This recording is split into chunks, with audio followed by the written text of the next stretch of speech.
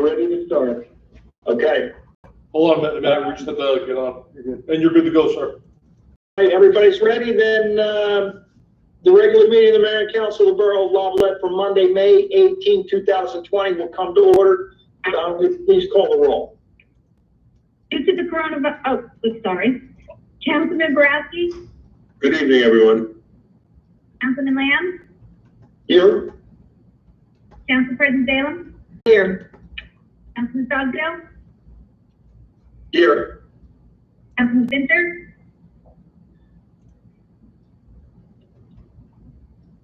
Councilman Philippon, Here. Councilman Finter. His sound looks like it's off. Yeah, it must. Hey, there you go. Okay. I heard him. All right, very good. Please read the Open Public Meetings Act statement. Due to the coronavirus pandemic, this meeting was closed to the public physically and is being live streamed via YouTube with comment periods for the public. Notice of this remote meeting was posted on our website with instructions on how the public can connect to this live stream council meeting. Thank you. Before we go any further, I'm just going to give council a general request for how they're going to handle these meetings from now on. We've gotten some complaints from the public about people talking over, which puts out the person who is speaking. So I'm going to ask that everybody mute their microphones when you want to be heard. Give me a hand signal of some kind. I will recognize you. Turn your mic on after I recognize you. I'll let you be heard. It will slow the meeting down a little bit, but it's going to make it in the long run better for everybody who is watching on the internet. Everybody got that? Everybody is off. Perfect. Very good. This time I'm going to ask Councilman Finter to again lead us in the Pledge of Allegiance.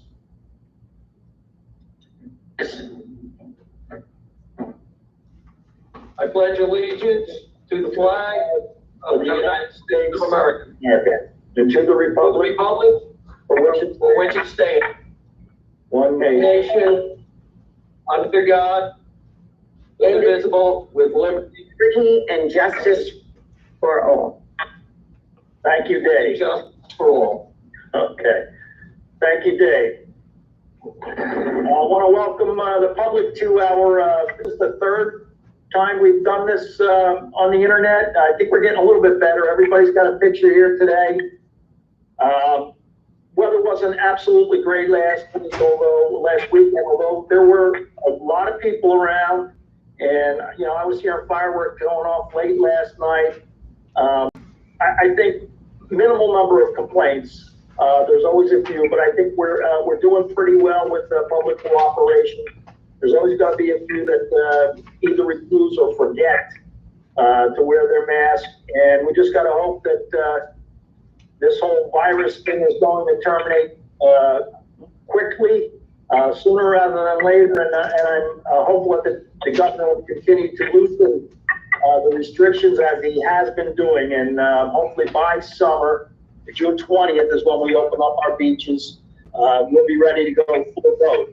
There's a lot of questions being asked about when they can buy badges so that they can use them on the beach.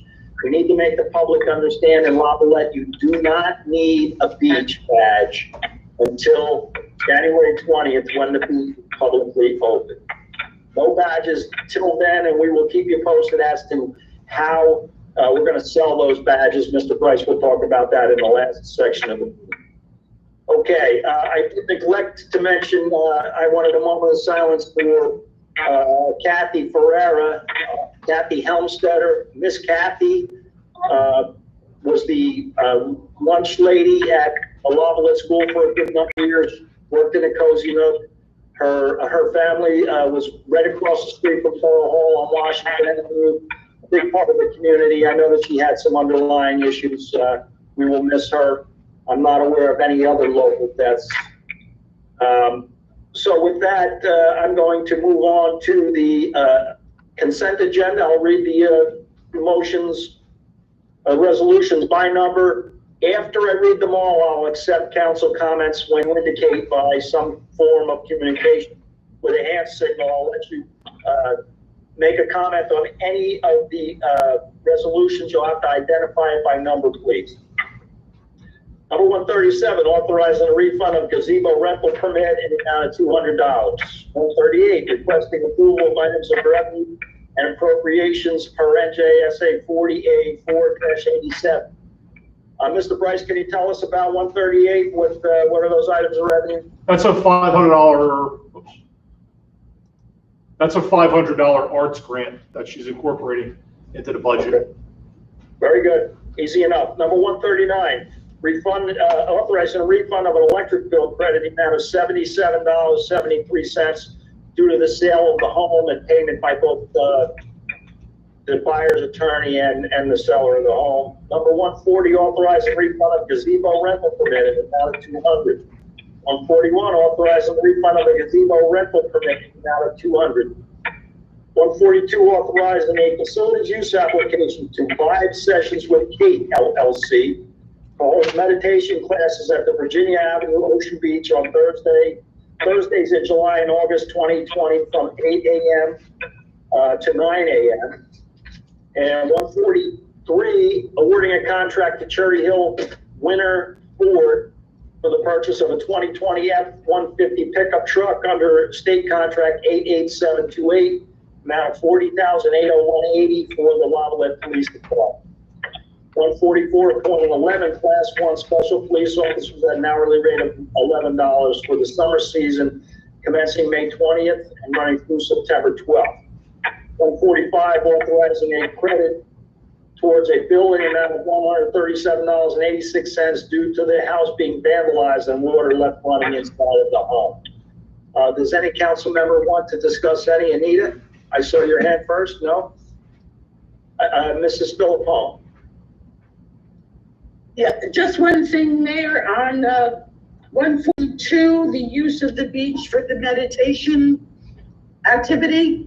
Can we just make a note to that vendor that if the social distancing requirement is still in effect, that it needs to be applied in that activity as well? I think we also Already did that. Okay, thank you. I think we also need to mention that it is subject to any restriction that the governor may put on or remove. Yes, I believe that's it. Okay, Michael? Michael, did you have a comment? Do we know if there is still a 10-person limit to a party in those settings? Would that apply under that? Yes. Okay. Yes, that restriction remains in place as of today. Okay. Any other comments on the consent agenda? Seeing no further hand motions, I'll ask for a motion. I'll move it, Mayor. I'll second it. Second. A roll call, please. Councilman Borowski, Yes. Councilman Philippone, Yes. Council President Salem, Yes. Councilman Stockdale, Yes. Councilman Finder, Councilman Lance. Yes. Okay.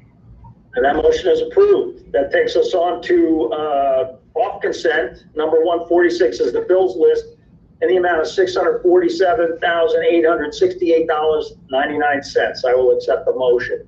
Motion. So moved. And the roll call, please. Councilman Borowski, Yes. Councilman Philippone, Yes. Council President Salem, Yes. Councilman Stockdale, Yes.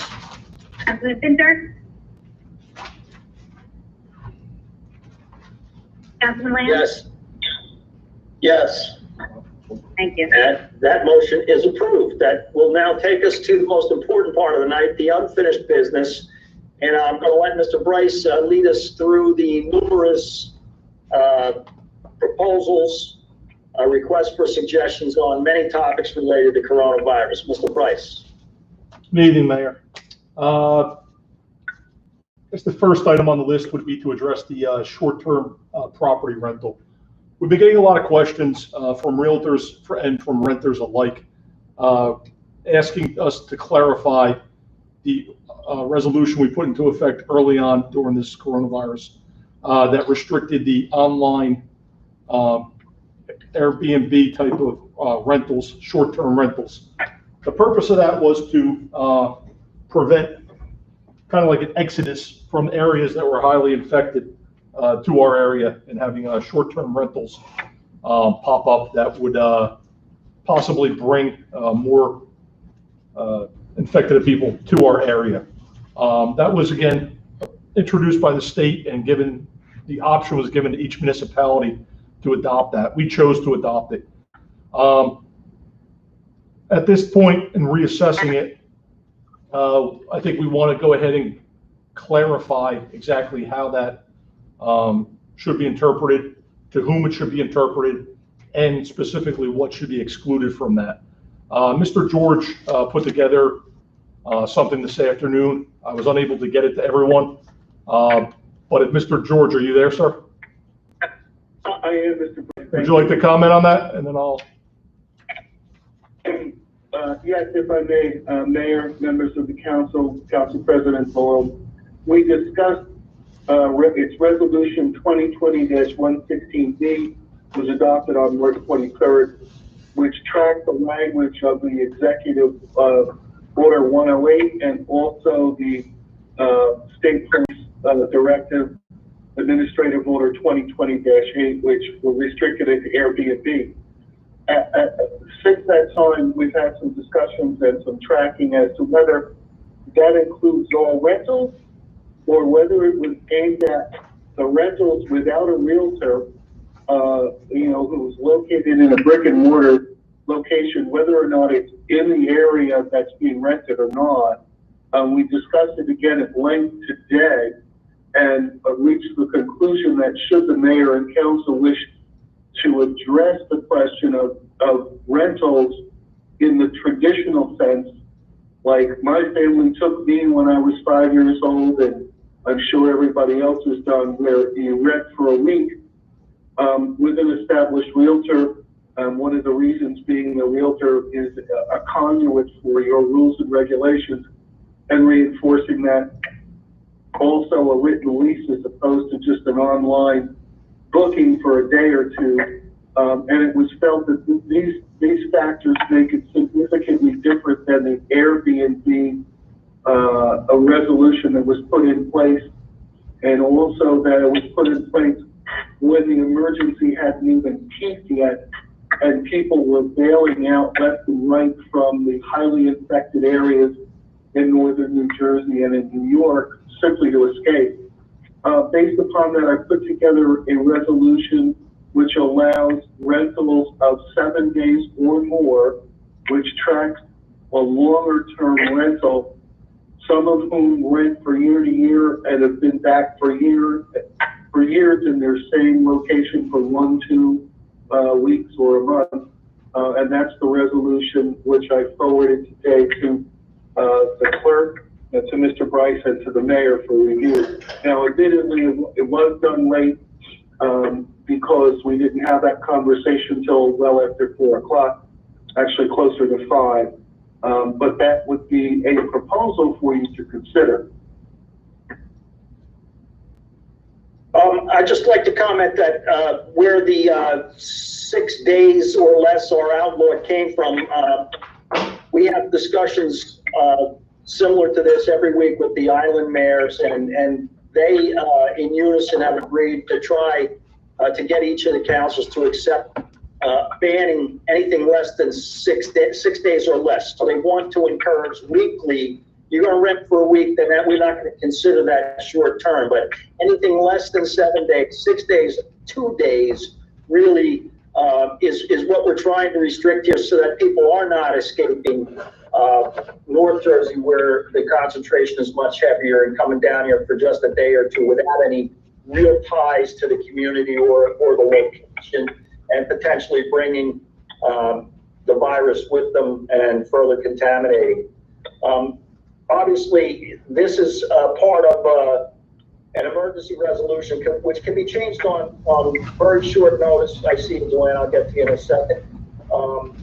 Very short notice as things evolve, and things are evolving at a very, very fast pace right now.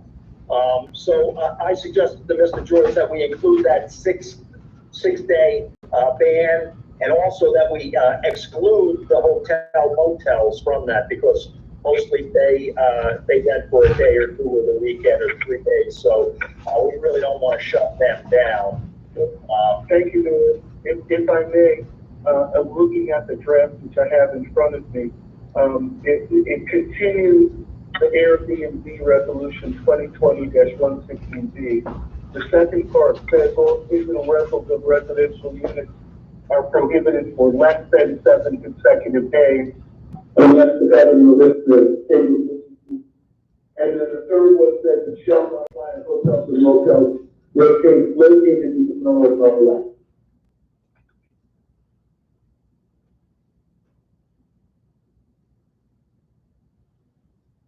Anyone, council comments on it now? I could accept the motion that if we want to approve this resolution, which can be changed on very short notice at any time in the future. I have a quick question. We're talking about a 6-day minimum? Yes. Okay. I'll say If 6 days or less are banned, it must be a week. it must be 7 or more. Correct. You still want a motion? Yes. Mr. Borowski.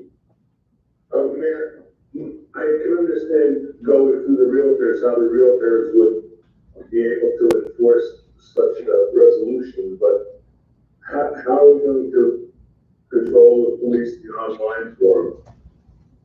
It's a difficult question, Jim. Thankfully, we don't have a whole lot of that in Red. I think there's from a company that is obviously offering to monitor the internet and to let us know who is doing this. And he cited 210 pieces of property in Red. I advised them that many homes out there on the beach use Red as a mailing address, but are not in fact.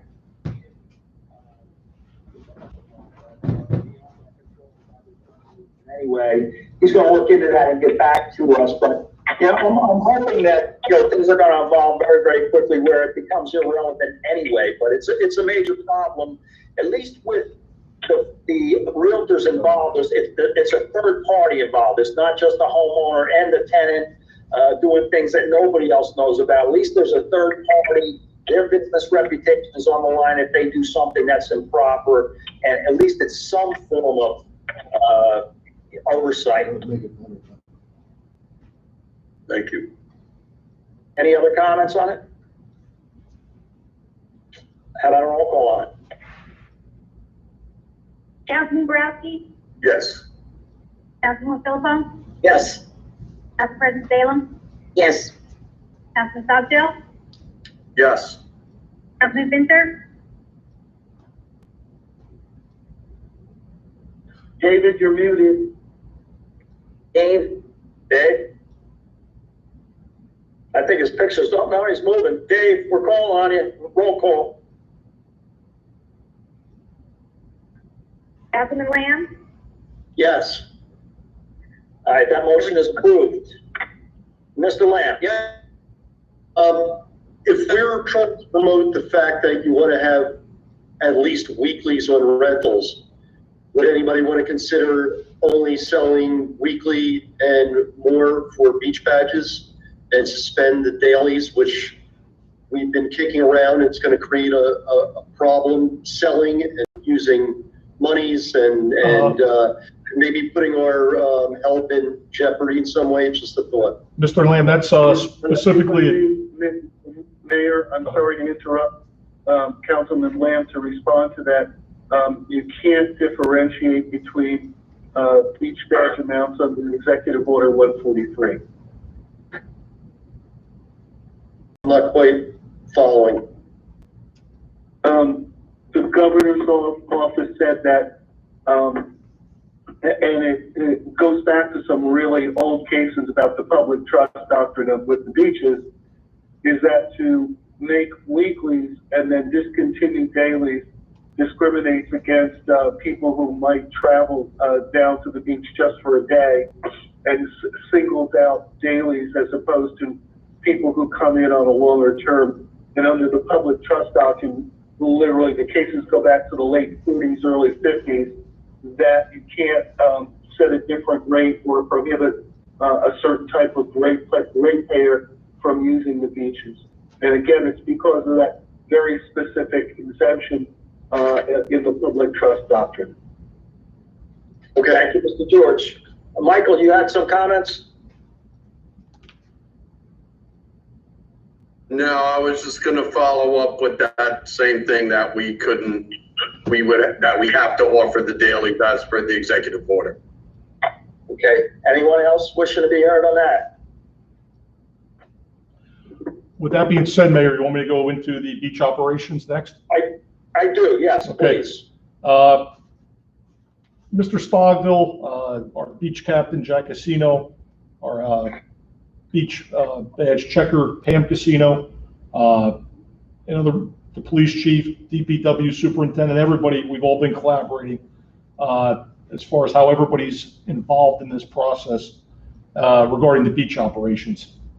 So what I want to do is I want to differentiate it for everyone listening that's not familiar with how we run our beach. Right now, our beach is closed and will remain closed as far as a beach operation until June 20th. We never open before Father's Day weekend, or traditionally haven't in years past. A lot of people are in the misinterpretation they need a beach badge starting this weekend. They don't. Our beach currently is open for people to fish, surf, sunbathe, sit 6 feet apart, do whatever they want. Our beach is open. The boardwalk is still currently closed. That's something we're also going to discuss tonight. But as of right now, the beach is open for those purposes. It will not be staffed. It will not have lifeguards on duty until June 20th, and that's when we will start enforcing the beach badges. The way we want to do it is we want to have a phased-in operation, this being the first phase that we're in, the non-seasonal operations, and continue the non-seasonal operations up until June 20th. On June 20th, we would go ahead and start the badge requirement and have it staffed with our staff. Right now, we're not selling badges. We are taking pre-orders, but we have not filled any of those orders because we were not sure how we would, where we would be right now in this pandemic, if people would be allowed to return to the beach. Last week, the governor, through his executive order 143, gave us the ability to go ahead and open up when we want to. What I'm proposing is that we go ahead and process all these pre-orders throughout this week and then start a pickup process next week where people can come into Borough Hall, and I'm going to go through how we're going to set that up. So traditionally, we've been selling badges. We have been selling badges since Christmas all the way up till now. We stopped 2 months ago. We stopped. So there's a lot of badges we didn't sell. So the influx is, we expect a large influx once we do go ahead and open up again. We're encouraging people to go ahead and online or in person here at Town Hall, they can pick up a form through credit card or check, make a pre-order and a pre-purchase. We will notify them sometime after next week when their order is ready to be picked up here in Borough Hall. They will come into Borough Hall. We're requesting that one person per party come in, that they be wearing a mask, that they adhere to social distancing, and that they bring photo ID with them. Whereas typically they would go in downstairs and use the administrative offices downstairs, they'll come upstairs. They will come into the courtroom where we have a queue system set up, and then go into the court office area where we'll have personnel there distributing the badges. They're going to come up, they're going to show their ID through the glass, they're going to be given their badges, and they can go. We're not going to have any direct sales up until June 20th. It's just all going to be pickup at this point. As I said, the whole courtroom is going to be staged where nobody's going to be closer than 6 feet apart, or nobody's going to be closer than 6 feet apart, and they're going to have to adhere to all social distancing. After June 20th, I have a couple of proposals. It would be optimal if we could stay cashless and have everyone use check or credit card. There's a couple ways we can do that. We can continue to do like we're doing now and require all pre-sales and have everyone order your badges ahead of time. That's fine with the seasonal and the senior badges that we typically do that pre-order with. But the problem with that will be the dailies, where people at a moment's notice, decide to pick up and go to the beach. They're not going to be able to pre-order. There is one option we can do. There's some online applications available where that other towns are using, a lot of towns actually, and it gives people the ability to go on an app, get a badge. It could be either a daily badge, it could be a seasonal badge, whatever. You order that app, you complete the transaction on your phone. The fee for that would be 2.9% plus $1.30 per badge. That would be picked up by the consumer. The consumer would then come to one of our designated pickup spots. Again, this is not going to be a purchase, this is going to be a pickup. We're looking to eliminate the actual transaction process where they're handing cash or a credit card and having hand-to-hand transfers. They would come, they would have their phone, they would scan a code that our people have, whether it be at the front desk here at Borough Hall or whether it be at the certain designated pickup spots that we have. We would probably go ahead and remove the daily purchase option from each gate that we typically do now. The reason being, we don't want all 28 of the people, the gate attendants, to have to be handling cash when they're out on their post for 4 hours at a time and unable to really wash their hands on a regular basis. That's something we want to remove from them, and because we don't have the facilities or the ability to have them continually sanitize.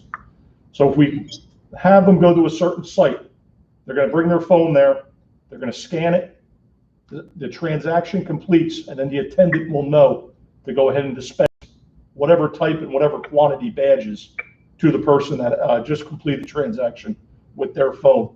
It doesn't require any extra equipment on our end. It's merely a plastic placard that we have that has the QR code on it, and the transaction's complete. That is an option. I've spoken to some of the council members, and there's a concern that we'd be eliminating the people that are unable to adhere to that technology. Something we could do as well, maybe have the online app available for people who want to pick it up out on the beach at the designated locations that we've set up the beach, and then just maybe complete cash transactions here at Borough Hall. Well, that's still not optimal. What it does is it at least allows the personnel at Borough Hall to be able to practice more sanitary measures, wash their hands in between, change gloves in between, whereas that's something that they couldn't do out at the beach. So that's would be the introduction of how we go ahead and sell the badges. The beach operations, there's a lot to that. And again, I don't know if we have to get into all that tonight, since we don't open until June 20th. But I think the sales was the important part to get into the weeds with tonight and get into that and then toss some other ideas around. I know some of you have some other ideas that we'd be willing to discuss tonight, but those are what Mr. Stomko and I, and Jack Casino, and the office staff here have discussed to keep things safe for our employees and also the customers, so that there is no real threat of any sort of transmission while they're purchasing a beach badge. Mr. Bryce, when would this reservation and pickup system be ready to be implemented? Could we start doing seasonal right away? So we can start filling tomorrow. We have a backup because we've been taking a good amount of orders in. So we would start filling through the rest of this week, and then probably next Tuesday start with the filling of the orders and having people come in and pick up. I think it sounds like a good plan, and again, everything changes day to day, so the daily sales, we don't really need to have something in place until the 20th. It's good to have an idea about what we're going to do well before that, but we can modify it right up to the day of opening. Correct.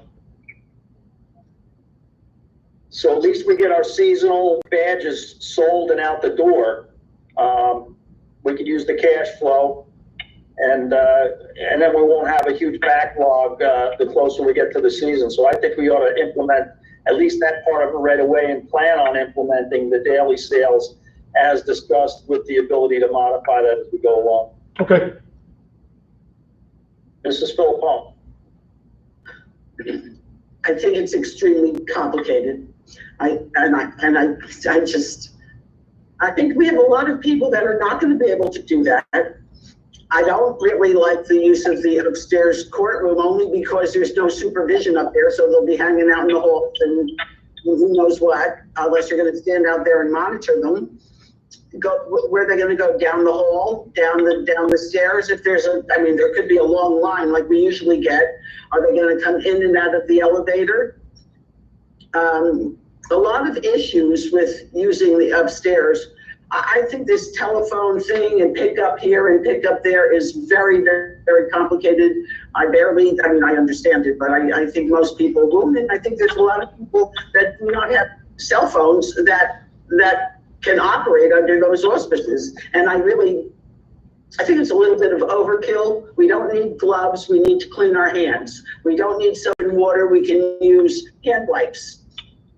I like the pre-season sale, that whole thing, and that pickup. I think that helps a lot. But to leave that to only mail in, I think people are going to come to the door. You're going to turn them away. You're not going to ever take cash. Everybody has to use cash or a check. A lot of people come in with credit cards. Now what?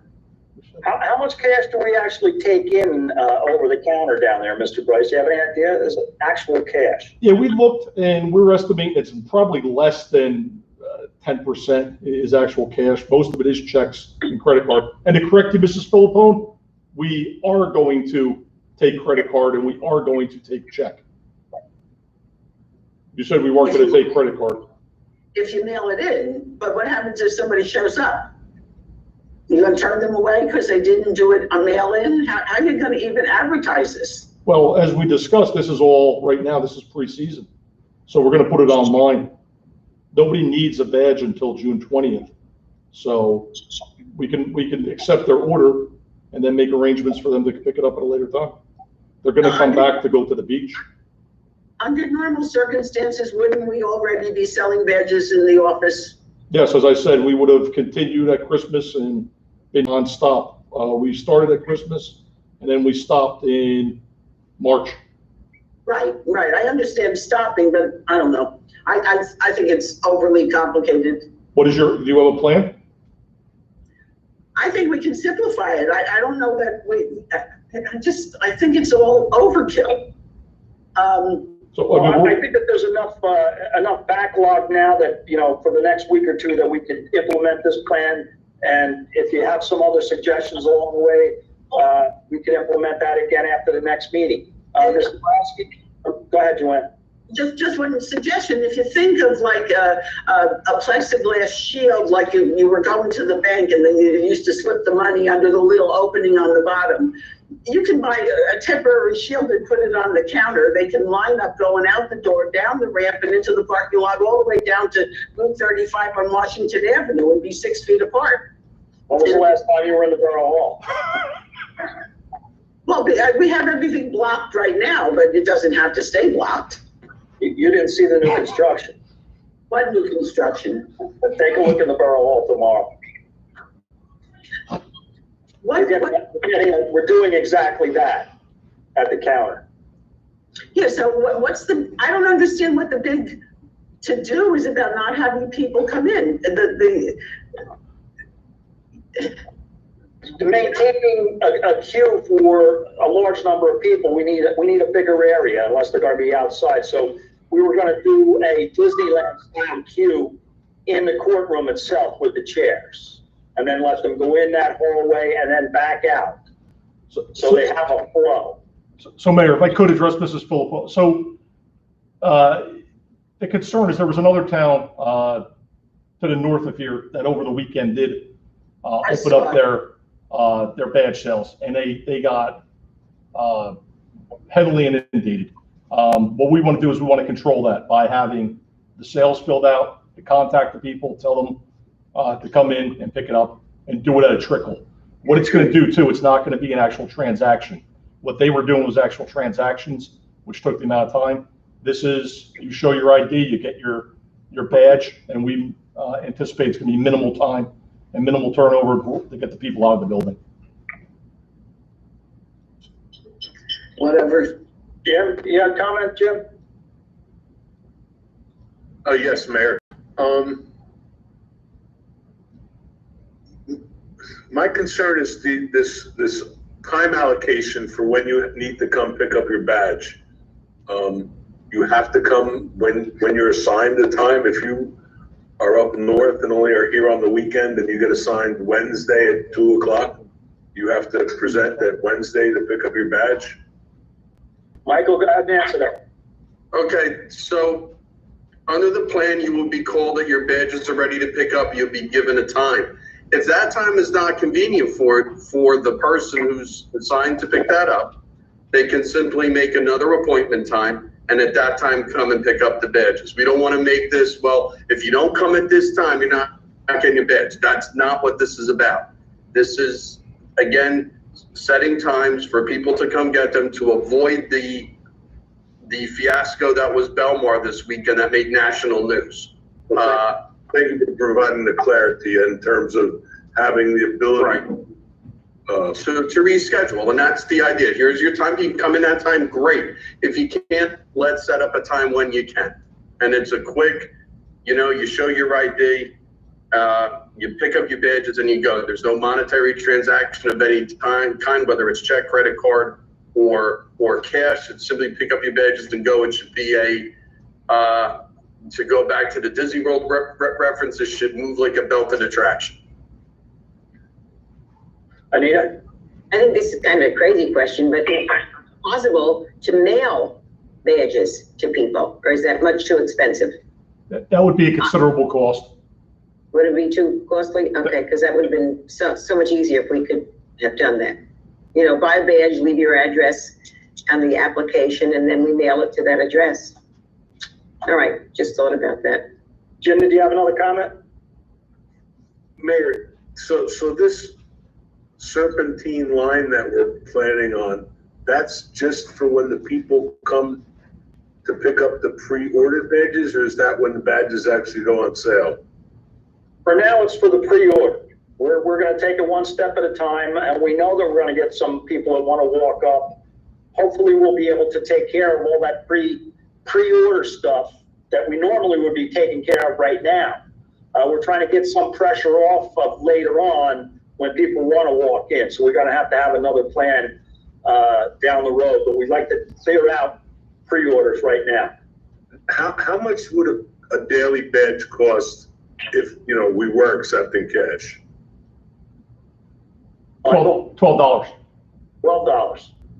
And with the additional surcharge, if you opt to do this, if you have to do it, what's the charge going to be? It would be about $13.65 roughly.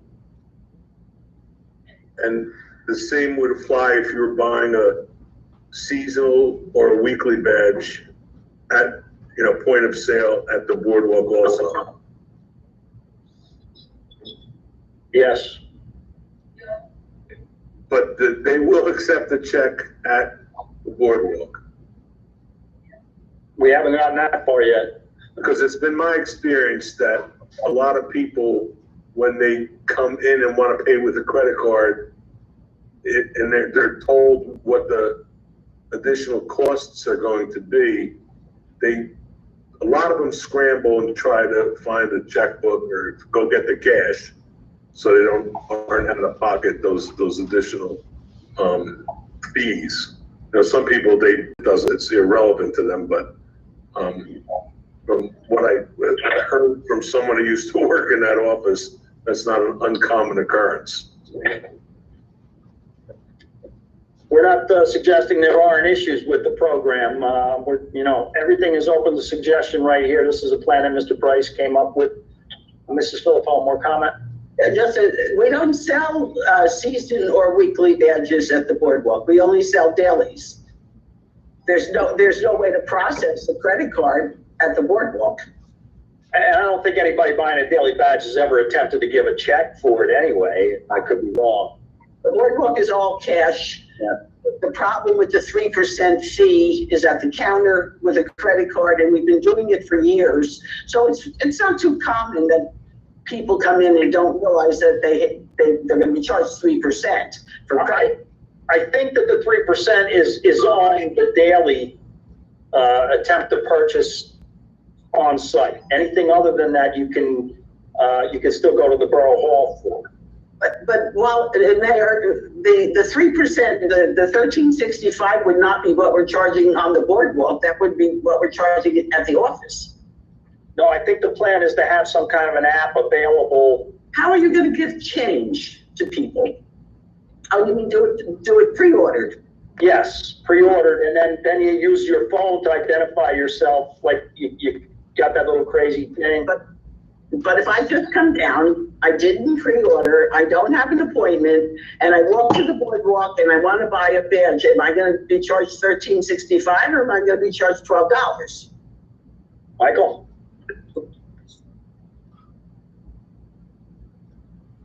Mr. Bryce, any answer to that question? Or Michael? Go ahead, Michael. So right now, what we're trying to do is limit that transaction. And I believe I heard Mr. Bryce speak before that people who don't have that technology or haven't done that, they can go right on their phone, or we'll have the ability for them to do that right there, right at the site, to be able to go on to the app and make that purchase. For $13.65? Correct. That will be the price through the app. Yes. We already voted to charge $12. How can we just say, because we're designing a program where the people have to use a telephone to do this, that we're going to charge them another $1.65 because we feel like it? Mr. George, would you like to address that, Mr. George? The whole thing is way, way, way too complicated. Mr. George? Yes, Mayor, if I may. The ordinance and the resolution that's authorized to set the rates up from year to year sets the rate at a certain amount of money. When there's a service charge associated with that, whether it be a credit card or an app, that is in addition to it. You can't adjust it. You can't adjust the cost to reduce it, because then you're illegally taking less than what you already authorized. And the fact that there's a carrying charge for credit card or an app is a common occurrence. If someone is going to use the convenience of doing it that way, or the borough is going to offer that service to people who want to buy, then you pay the service charge. Mrs. Philpott, go ahead. The 3% that we're currently charging for credit cards has been approved by us through an ordinance when we started to do it how many years ago. So I don't see that we can put a fee on because we just decided we're going to put a fee on. We need to open up the ordinance and adjust accordingly. I think to be charged an extra $1.65 just so that we can go through this convoluted system is ridiculous. I really do. I think the whole thing is way, way too complicated. Well, I don't think we have to go through all this, but Mrs. Philpott, I've been reviewing a lot of the business continuity best practices from our insurance carrier and from the CDC. To open up business again, what a lot of them are cautioning is to refine your cash handling processes. They're telling businesses this as well as entities such as us. This is what I'm looking to do, is to refine our cash handling to not only protect our employees, but also protect the public. There is what you're not seeing is there's a good amount of the public that do not want to deal in cash. And this is what retailers are finding out. There's people that don't want to use cash to go to stores. They want to use these apps. So this is why we want to make these available for people who do want to take that option and not have to handle cash. Not only do they not want to hand cash to an employee, they don't want to receive change back. So that is something we're looking at. That is a best practice that is being applied not only in government, but also in private sector. Bob? I agree. I had a conversation with Mr. Bryce earlier, and I do agree to help alleviate some of the backlog because we haven't been selling badges. And a lot of people are really up on this kind of thing. I know I couldn't buy badges with that method. Everything I do, and to say it's not a regular practice and the public doesn't want it, you can go into any liquor store, any Acme or the ShopRites, everybody's dealing with cash. You're doing cash all the time. It's cash back and forth. Wear your masks. You have the protection of that glass panel or the plexiglass.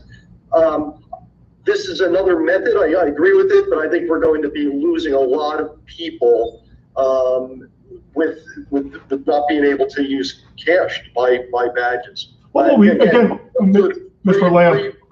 Are great, but not as the only method possible. No, Mr. Lamb, that's why what you and I spoke about. Do you agree with what we talked about, leaving Borough Hall as the option, whereas we have someone to handle cash at Borough Hall as an option? And yes. Okay. Mm-hmm. So what we're looking at is daily sales only, and they'll have to use the app on the beach, and perhaps we're even going to limit the number of places where they can do that to, like maybe just the pavilions or something, so we don't have somebody with that app at every entrance. We're not going to be able to deal with that. So maybe you can go to the pavilion and we'll have 6 people who are able to deal with that app, and if you need to go with cash, then you need to go down to Borough Hall to deal with the cash. For now, until somebody has a better idea, I guess that keeps everybody safe, but cash has to be one of the options, obviously. I mean, again, I couldn't buy those badges the way you're explaining it. There's no way I could do that. And again, this is just a suggestion as we approach June 20th when we need to start selling them. We've got over a month to try to resolve this. These are suggestions that Michael, Mr. Bryce, lifeguard captain, have tried to work, and nothing is set in stone here. Right. Perhaps tonight we can agree on the reservation process for the seasonal so that we can get them going effective tomorrow. But the rest is subject to debate and discussion and approval at a later time. Mrs. Philippone, did you want to be heard? I really object to the extra fee, the $1.65, if I'm paying cash. Even if I'm paying with a check, they're not going to bring a check up to the boardwalk. So the fee is, the badge is $12. If you want to charge $13.50 or $13.65, change the price and charge it. You can't charge me $1.65 because I'm going to do this app thing, which I don't think I could do either, Mr. Lamb, to tell you the truth. But the next person comes along with cash, and you tell them that they have to pay an extra $1.65. Why? I mean, this is the day of delivery, not ahead of time. And I don't know that I don't think that whole thing is customer friendly at all. I watched that Belmar sale of badges over the weekend. Those people were 6 feet apart. There were a lot of them, and they went way down the boardwalk. I don't know how cumbersome the actual sale was, but there wasn't problems. It was on TV to show the number of people that were anxious to get back to the beach in New Jersey. Okay, so can we come to a consensus that will allow the order and pickup program to commence as soon as possible, and we'll continue to discuss the cost of daily badges and how to function with a cash included society. I honestly, I see a lot more of the electronic payment going on everywhere. So, you know, it could very well be a growing trend, and it might be a minority of people who want to pay cash anyway. So it might not really be a problem. So we'll have to. Just one question. To that vein, though, there's no surcharge. Everybody's paying with plastic, but there's no surcharges, no additional fees. I think that's what Mrs. Philippone's concern is. No, I understand that, Mrs. Philippone.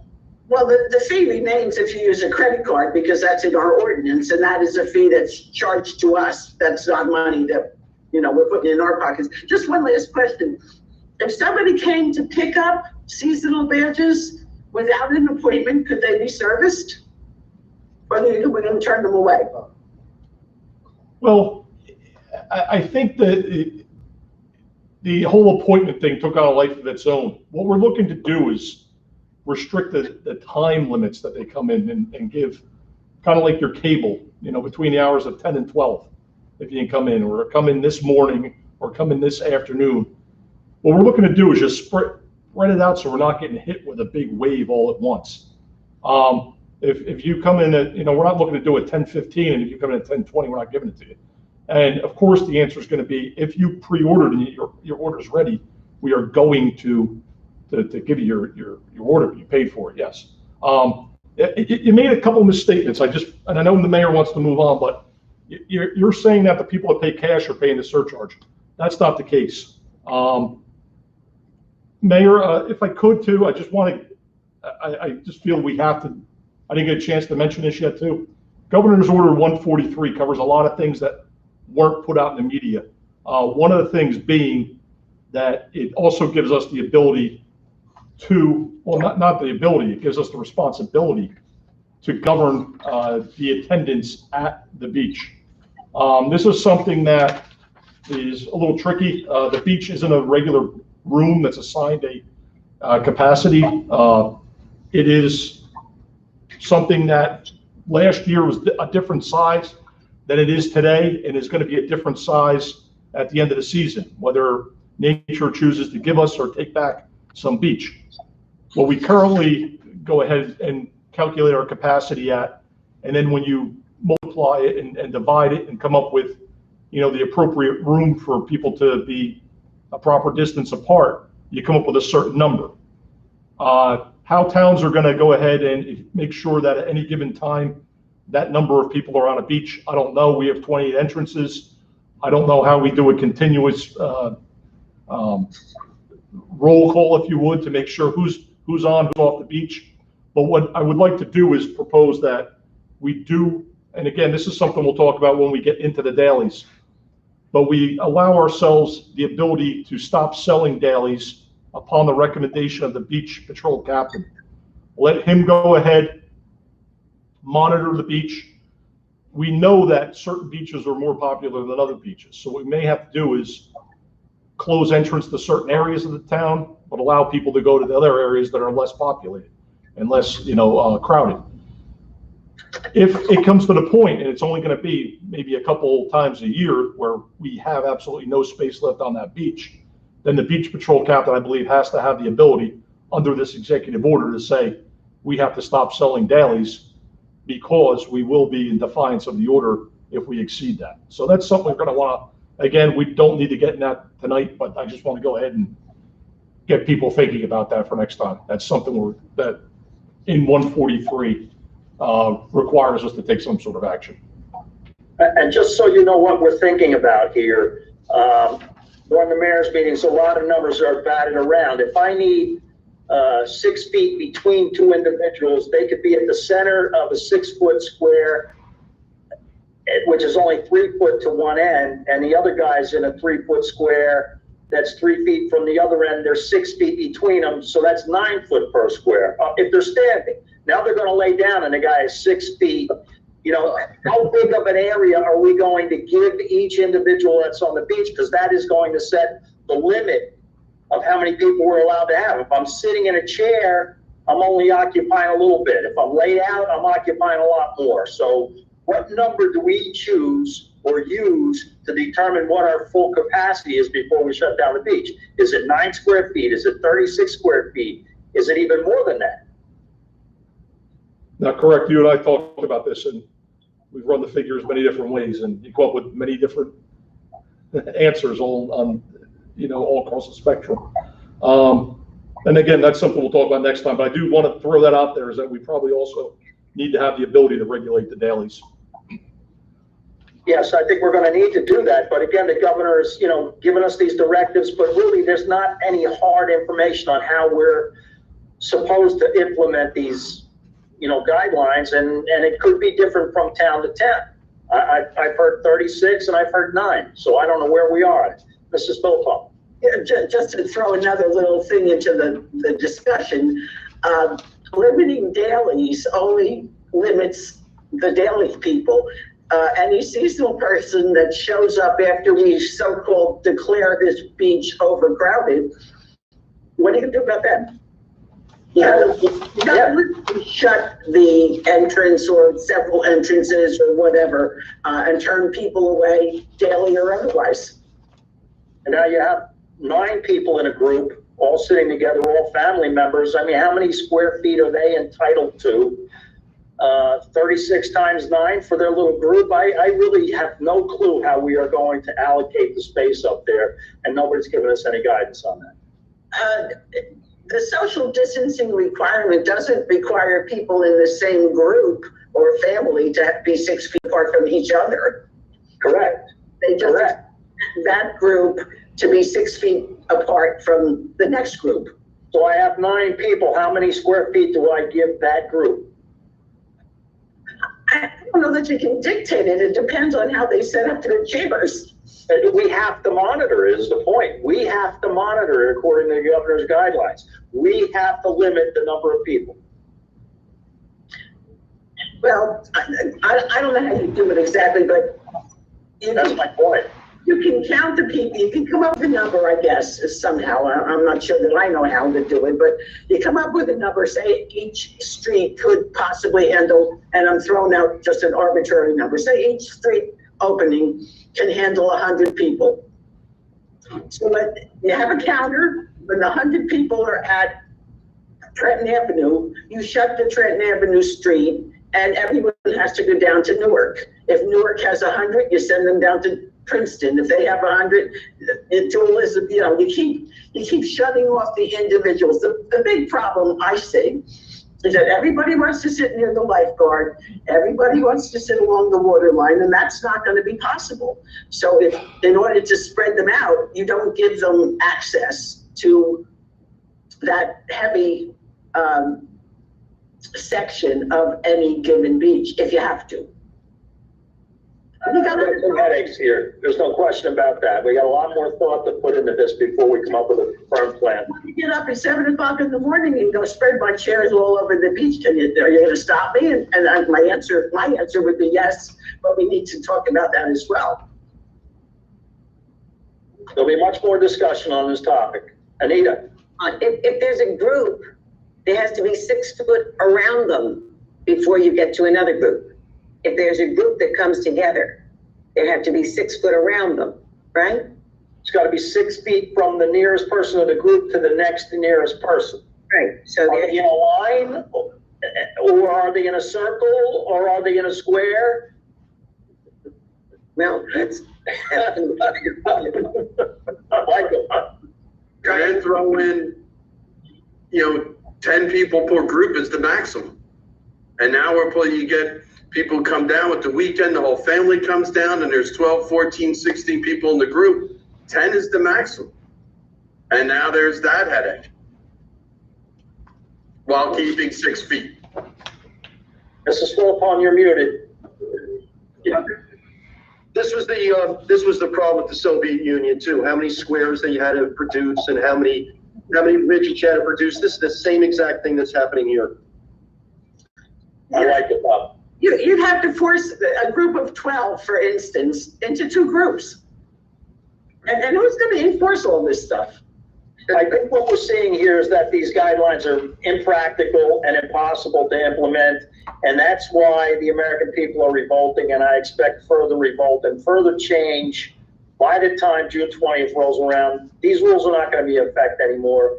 Still, we've got to try to come up with some kind of a plan, because we can't wait till June 19th and say this is what we're going to do. Yep, yeah, Mayor, a total waste of time at this point. And you're absolutely correct, Mayor. I'm just getting going on this list of things we need to address tonight. So if you want me to move on to the next. The next one, Mr. Brown. Yes, sir.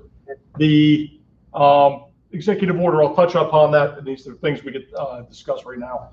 Executive Order 143 also prohibits water fountains, playgrounds, and pavilions from being used on the beachfront or the bay. We're going to continue to keep the water fountains closed. The playgrounds have already closed. The pavilions, that's something we're going to go ahead and address and close those. But that's specifically addressed. One other thing this addresses, and this is going to segue into our discussion about scheduled events. It prohibits impermissible gatherings of individuals, including special events such as festivals, concerts, fireworks, and movies. And that's consistent with Executive Orders 107 and 142. I spoke to the fireworks vendor today. We have not signed the contract with him. We received the proposal from him that had July 5th as the primary date, and then a backup date of September 12th. That would be Founders Day. The deal that we have with him is that there's no change of fees had we signed the contract if we reschedule 30 days out. He is saying that basically due to this executive order, he's had about 90% cancellations through the summer statewide, and that everyone is basically scheduling right now for September and October. It would be my recommendation at this point, because the governor's order does prohibit it and there's no timeline when it is going to be lifted, that we do go ahead and with the fireworks, just go ahead with planning on having them September 12th, which is the Founders Day. Well, it's a shame to have to, with that music, it's so beautiful with the concert and the fireworks. It's a shame to do it, but if it's safer for everybody at that point, and July, what is it, 1st, 4th, whatever it is, if it's safer, then it's safer in September. It's a shame. That being said, too, with the concerts, you touched on that. At this point, the concerts are prohibited too. So, how far up do you want to go with canceling those? Is there any way of? Oh gosh, I don't even know. Is no way of putting any kind of tape out? You know, tape and then 6-foot tape and do something, put something out where people. Telling people where to sit that's safer for them. It's a shame to miss all of this. No, this says prohibit impermissible gatherings of individuals, including special events, such as concerts, fireworks, movies. That event is banned, Anita, until further notice. That's the problem. We can't make rules to go around that when the event itself is banned.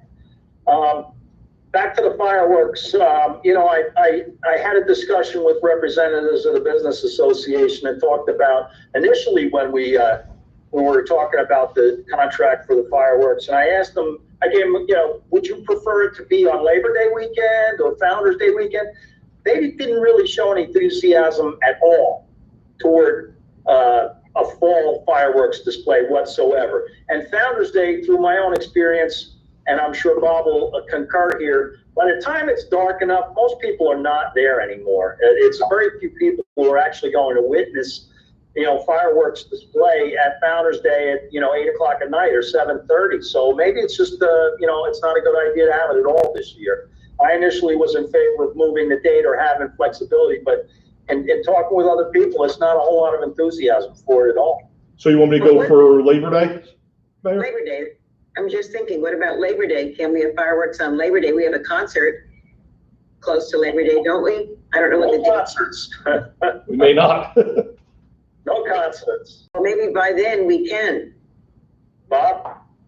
Yeah, you're absolutely right. The Founders Day, when we did have the fireworks that time, but I guarantee you we were definitely practicing social distancing on that, because there were about 10 of us watching the fireworks on that particular night. So I agree. To make it even on Founders Day or Labor Day, it's a shame. But I mean, they canceled. I mean, baseball's out. Your football, who knows? All the sports are out. We can't even begin to think we're going to have concerts or the fireworks this summer.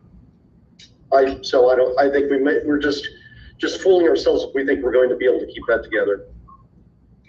A thought for the movies, and maybe this is not going to work either, but talking about the movies, we talked about possibly having a big screen and having people with the cars and the sound really loud so they can hear it in the, you know, the firehouse parking lot, you know, the big screen on the bay side, and then cars parking I don't know, it might be trouble to get the parking without trouble, but, and the sound nice and loud.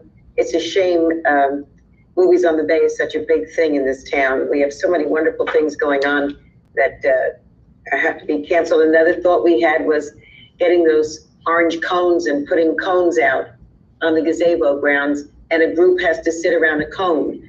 But how do you police any of this stuff? You know what I mean? You say groups must sit around a cone and you must have a mask on to come to the Movies on the Bay. Well, I don't know. we can't do that because that's still, as the mayor said, still a prohibited activity. With the drive-in, though, that is something that through an administrative order from the state police colonel, they did give clarification, and drive-in movies are permitted. There's some guidance that you have to follow with that. I'm not familiar right now with the exact guidelines, but there is some steps you have to follow. But in general, that is permitted. I just don't know how many cars we can fit in, you know, either the firehouse lot or the Washington Avenue lot. You know, I looked at both lots, and to stagger the cars in a manner that you can still leave aisles for people to get in and out. I think you're talking maybe 30, 40 cars. And then the sound system is another issue. We're going to have to, we don't have the luxury of, unless the vendor that we, John's TV would be able to come up with something. would he be able to do a Bluetooth option that would get it to the vehicles?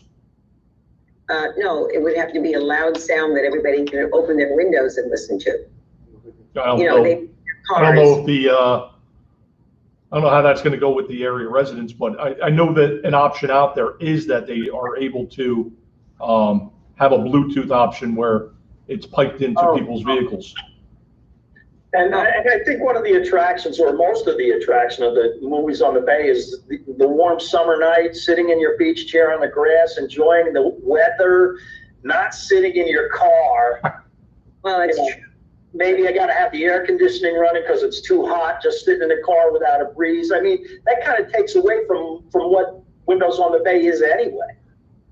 Yeah, it's a shame to cancel that whole thing, though. Well, nobody wants to do any of this, Anita. We all want to celebrate, but under these circumstances, we gotta seriously consider it. So let's go back to the fireworks. Is there any consensus as to whether we reschedule or cancel them altogether? We think you're rescheduling it to Labor Day? Possibly. It's open to discussion. Bob, I saw your hand. Yeah, I would say at this point, let's cancel it for this year. It's a shame, but you know, and I agree with Nita. It's a great event on 4th of July or on that weekend, but if it's not, there's no point in doing this in September. I would say cancel it for this year. Joanne?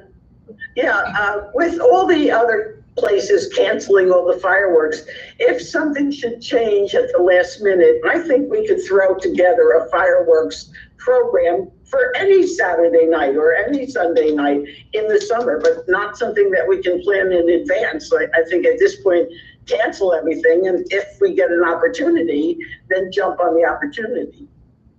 Michael? Yeah, Founders Day, there's just not enough people, and to be honest, Labor Day, there's, just you go up in the beach and you look, and there's just not as many people up there Labor Day weekend the way there was, 15, 20 years ago. It's, it's not the same crowd. It's now, who knows what the school situation's going to be, but, you have, at that point, your kids are back in sports, whatever they're doing at that point. So, I mean, I don't know if it's even worth it on Labor Day. Dave, Oh, wait, can I say something? Yes, Dolly. Fireworks. With the fireworks too, what you guys need to know is that it's a process to get the fireworks approved by the state also. I have to, it takes me about 2 months to get for the process to go through in order to apply for the fire permit from the state. And I have to do that 20 days before the date of the fireworks. But before that, I have to also contact the Coast Guard, and they have to approve it. That takes about 2 to 3 weeks to get their letter to put in the packet for the fire permit.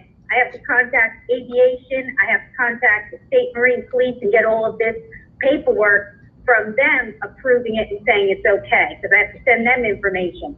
So even though we do the award of contract and set the fireworks up, there's still a process that takes me a good 2 months to do. So we have to also take that into consideration. So there's no short-term scheduling? No. Dave, you had some comments? Yeah, Bob Bryce said that if we give the vendor 30 problem, if we for September find out that it's not going to work, then without any in August, we can cancel the penalty. Is anybody else having here a problem with Dave's audio? Yeah, I have too. In and out. We really can't hear what you have to say. I think I can answer his question. I think he's saying if we go ahead and just schedule for September, then we have until August to back out. Let me check the contract. What I initially said was if we rescheduled, you have to provide him with 2 dates when you sign the contract, the primary date and then the rain date or backup date, if you would. If the no fee applied to if we backed out of the original date 30 days before, then we're able to go to the backup date with no penalties. If we back out of the backup date, so to speak, don't know what we would be on the hook for still. I'd have to check into Jim, you have that. some comments? Yep. Jim? Well, if July. if the order is still in effect and we have no choice but to cancel, I would hope that there's, no significant penalty. Dave, you were gonna make another comment? No, I'm done. Okay. Sounds like, I don't know, maybe we better do it with a motion, one way or the other, so that we have a vote. You got a motion to cancel fireworks for this season. I have a motion to cancel. Is there a second? I'll second. Your roll call, please. Councilman Borowski, Yes. Councilwoman Philippone, Yes. Council President Salem, Sadly, yes. Councilman Stogdill, Yes. Councilman Finter, No. Councilman Lamb, Yes. and Yes. Councilman Borowski. I would really like to vote no. I think fireworks displays are an integral part of the summer here. They're much preferable than the backyard displays that we're going to be inundated with regardless. And I think we're jumping the gun a little bit. I would have loved to have talked to the vendor and found out if in fact that we could set something up for Labor Day weekend, and if in fact that that we're still in the same pandemic restrictions, then we could cancel. But I think this is too premature, and I vote no. Well, Jim, we may still be able to do that and bring it back up again and get it scheduled again if we can find out some of the answers to your questions. Unfortunately, right now it's 4-2. The motion to cancel is approved. Mr. Bryce, on to the next topic. While we're with the things that are banned from the executive order, the movies on the Bay, they're Tuesdays in July and August. Do we want to go across that yet, or do we want to wait to address anything in July until next month? I think we ought to push it as far as we can. Okay. If we don't have to make the call now.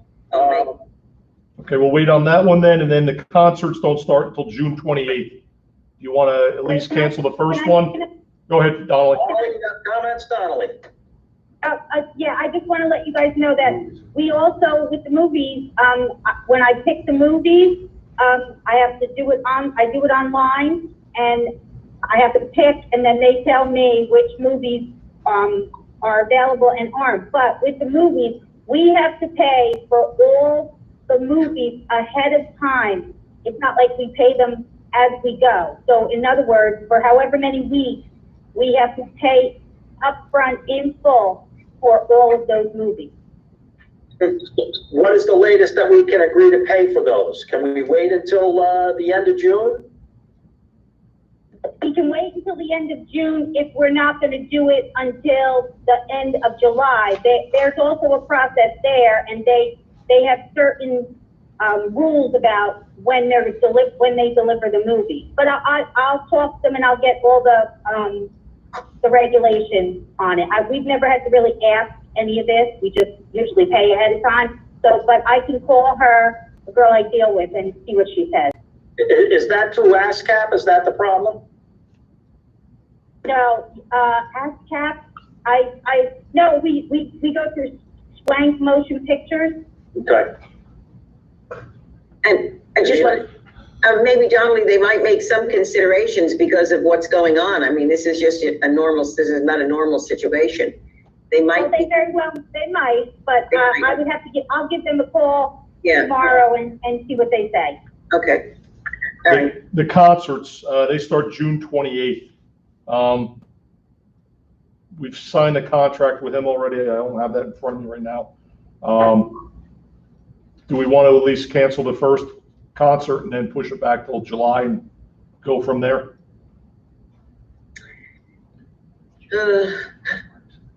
I know you're gonna cry, Anita, but I think we have to at least cancel the first one and play it by ear on the rest. Okay. Anita, you're gonna have to talk to Wilbur Whitman on that also, because we have to pay those in advance too, and he's very particular about getting his money. Well, I'll speak with Wilbur. I'll let you know. I will. The garage sale, June 6th and 7th, that is right around the corner. I don't see anything changing as far as any restrictions by that point. I think we have to cancel that one. It's too quick. Can we postpone it? Think about, postpone. What do you want to post? What do you want to try to postpone? Calls on it about when it is. They've been calling me and asking me when it is. And I said, I really thought it was going to be canceled because of the timing and because of the restrictions that the governor has put on us. But I like the word postpone. Sometimes. What do you want to try? August sometime? See, it really depends on the virus, what's going on in the world. Well, we really don't have to get clearance from any other agency. It's not like the concerts or the fireworks. That one is strictly us, and we could decide, what, let's have it in 2 weeks if we want to do it that way. Yes, we can. Why don't we postpone it indefinitely so we don't set a date at this point and play it by ear? I like it. I like that. Good. Okay. Mr. Price. Oh, Bob? Yeah, just a question about the flea markets that normally happen this summer. Were all those canceled? That's coming up. That's coming up. You might as well jump to that now. July 15th is the only one we have on the book right now. I don't have any other ones on the book yet. We could wait until June to cancel that one, I think, Bob. Again, that's strictly between us and the vendors. We're not getting anybody else's permission on that. Right. Yeah, that's the first aid one too, so. Yeah. Why don't we push the decision on that one until we have to make it? Very good. Things could change. Anita? We do have senior lunch and movie this year. And so we don't want to bring the seniors into a room together. So the suggestion was to have them come, give them a lunch and let them go home. And a packet of the information about living well and no drugging and no drink, things like that. Give them the packet and the food and let them go home and eat, because we've got money in that from the grant. So if we could do that, that might be something, at least for our seniors that are looking forward to this starting again. But how about the people who are putting the lunch together? Lenny does it. Lenny does it. Okay. All right. Lenny's puts the lunch together and brings it over to, and he'll bring it in bags and, and then we'll just give it to them and let them go. Okay. It's all right with everybody. Okay. Any objections to that? Move on, Mr. Price. The Food Truck Festival and 5K for the Business Association on June 27th. Again, we canceled the concert on the 28th, so it would be in the same ballpark as that. Possibly, would you want me to reach out to them and do the indefinite postponing?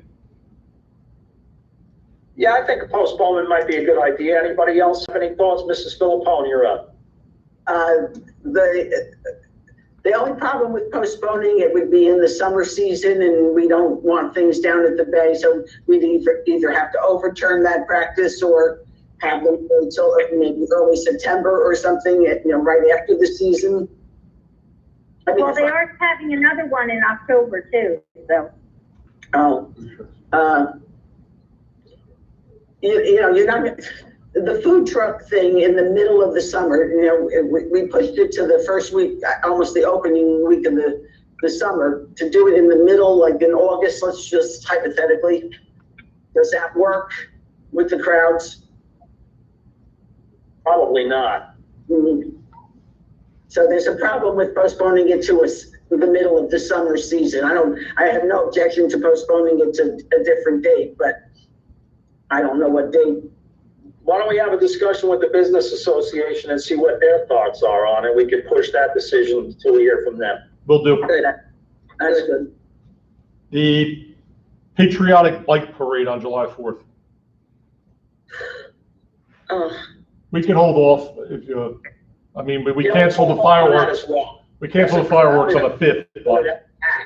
So I think we hold off and not cancel it. We got to do something for the 4th of July. Yeah, we're not on, there's no contract money or anything on that, like the fireworks, so we can hold off on that.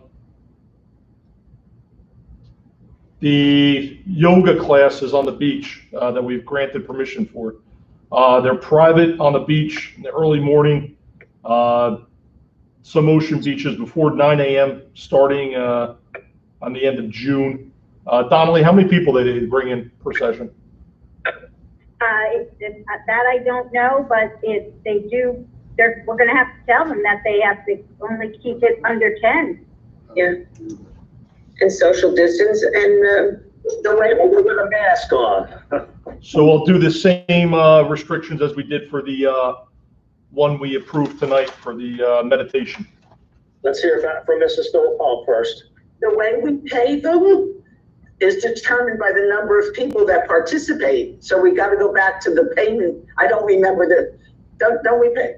Don't they keep the money for the first 15 participants and then after that? It's not a recreation program. It has something to do with the way we pay those people, but I don't remember all the details. So if you limit them to 10, I'm not even sure that would be our own recreation program. They're making the hourly wage that they. I think these are the facilities use applicants. These are, yeah. The ones that give pay us up. 10%. Yes. We just get 10%? Yes. Yeah. And they charge whatever they want? Yes. Yes. Okay. Social distancing and under 10 and masks, and they're good to go. It's too bad we have fireworks. And it has for exercise in place just for everybody to see. With nobody coming together, that would be nice. But how do you do it? We can still talk about that, Anita. It's not necessarily a dead issue. Mrs. Philippone. Yeah, I think masks and exercise don't go together. If they're 6 feet apart while they're doing their yoga or whatever, I don't think a mask is required. I was being somewhat facetious. Some of the medical evidence on the mask is questionable to begin with, but I do believe that in terms of real exercise, running or yoga or whatever they're doing, aerobics, that a mask is really not recommended at all. So they have to keep their distance, and that should, make them conform to whatever guidelines the governor has, established for that particular time frame. That's great. Anybody else? Mr. Bryce, next topic, please. The next one I'm moving on, and I just want to touch back on the one we just approved and the meditation in conjunction with the one we're about to discuss. And I want to tie in with Mr. George on this. We had a discussion earlier, Executive Order 143, paragraph H. prohibits all organized or contact activities or sports on the beach. Mr. George, I know the next thing that's going to be up is the Hammer Surf School, where they're going to be having surf lessons for the kids. They gave me some particulars I can get into here. Instead of a 3-hour session, they'll be having a 2-hour and 15-minute total. It's the same surf time they had previously, but it cuts a break. So no groups are forming on the beach. Start times will be varied every 15 minutes, so no groups are on the beach or boardwalk at check-in, and minimize the amount of kids and staff doing lessons as well. Each time slot will have 5 children and 2 instructors max. This will allow for all to be spaced out in the water and on the sand. After the first time slot goes in the water, the next will begin to prep on the sand. In addition, each child using a surfboard must use that same surfboard for the duration of the lesson, so no boards are being swapped. At the end of each session, the instructors will sanitize the boards using professional but eco-friendly cleaner. The same for the wetsuits. One instructor will be doing check-in. They'll wear a mask, and every time take a client's temperature with no contact thermometer. The head instructor at each location will take each staff member's temperature when they arrive to work, and have hand sanitizer on use for everyone. I think I commend them. I think they're taking a lot of good steps here. The only thing is this one I just want to get Mr. George's opinion on is how does that correlate to 143H with the prohibition against all organized or contact activities or sports? The problem that it's problematic because it says all organized activities or sports. That kind of addresses all of these things. But throwing in the word sports, you're talking about surfing, which is a sport. It's hard to parse out.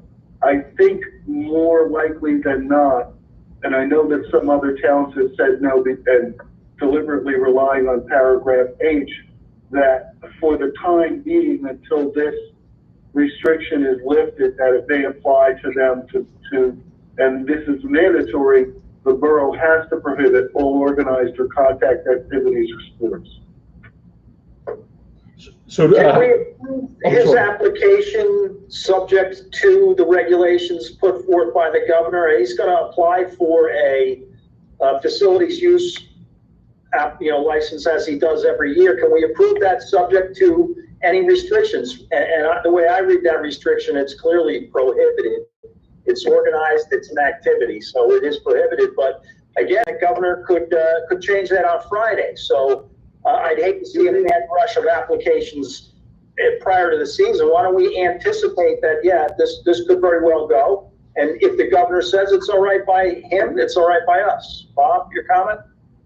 Yeah, I would agree with what you just said, Mayor. If we could put that on the record, that will allow it pending what the governor's actions are going to be prior to the season starting. And basically, that is what Mr. Bryce and I figured would be the best way to try and allow these things to happen. Again, as you've said over and over again, the situation is very fluid. It could change next week or tomorrow. It could get worse. It could get better. And I think that it's approved subject to all executive orders. Sounds good. Anybody object to that? No. Next topic, Mr. Bryce. The baseball tournament scheduled for the ball fields on June 27th and 28th. It draws teams from several areas, and it's a 2-day tournament that's been occurring there for the last couple of years. I think the answer has to be the same there. We can approve it subject to what the governor says. If it's still banned, which clearly it is, he can't have it, but it's approved on our end pending what the governor has to say. right, good, well said. Any objections to that? Next topic, Mr. Bryce. The Marine Science Camp on June 22nd utilizes the Bay Beach area and the T-Dock area, starting June 22nd. I think that one's like yoga, social distancing and under 10. I don't see a problem with that one. Me either. I don't know, Mr. George, is that an organized activity that is banned? Maybe we have to put that restriction on it. I'm not sure on that one. It's more like a class. I don't think it's more like a summer camp thing. It's not an organized sport. Right. Is it an activity? Right now, the governor said today that he's gonna come through with some guidelines for summer camps. You'd have to consider it a summer science camp, which is exactly. Yeah, so it is a camp. So why don't we just approve it subject to the government directives? Okay, I believe it should be approved subject to all executive orders. Okay. Right. Any objections? Nope. Next topic, Mr. Bryce. Give me a moment, please. While he has that moment, Oops. I just want to say, Lavalette certainly has some wonderful things going on. Think of all the things we have to think about canceling. Wow. I mean, this is a great place to be. Thank you. All right. Not kidding, Anita.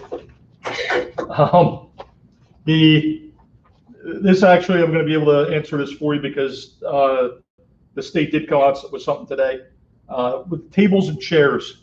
As you know, our tables and chairs on the sidewalk in front of food establishments is only permitted after they apply to the zoning officer, pay a fee, and are granted permission every year.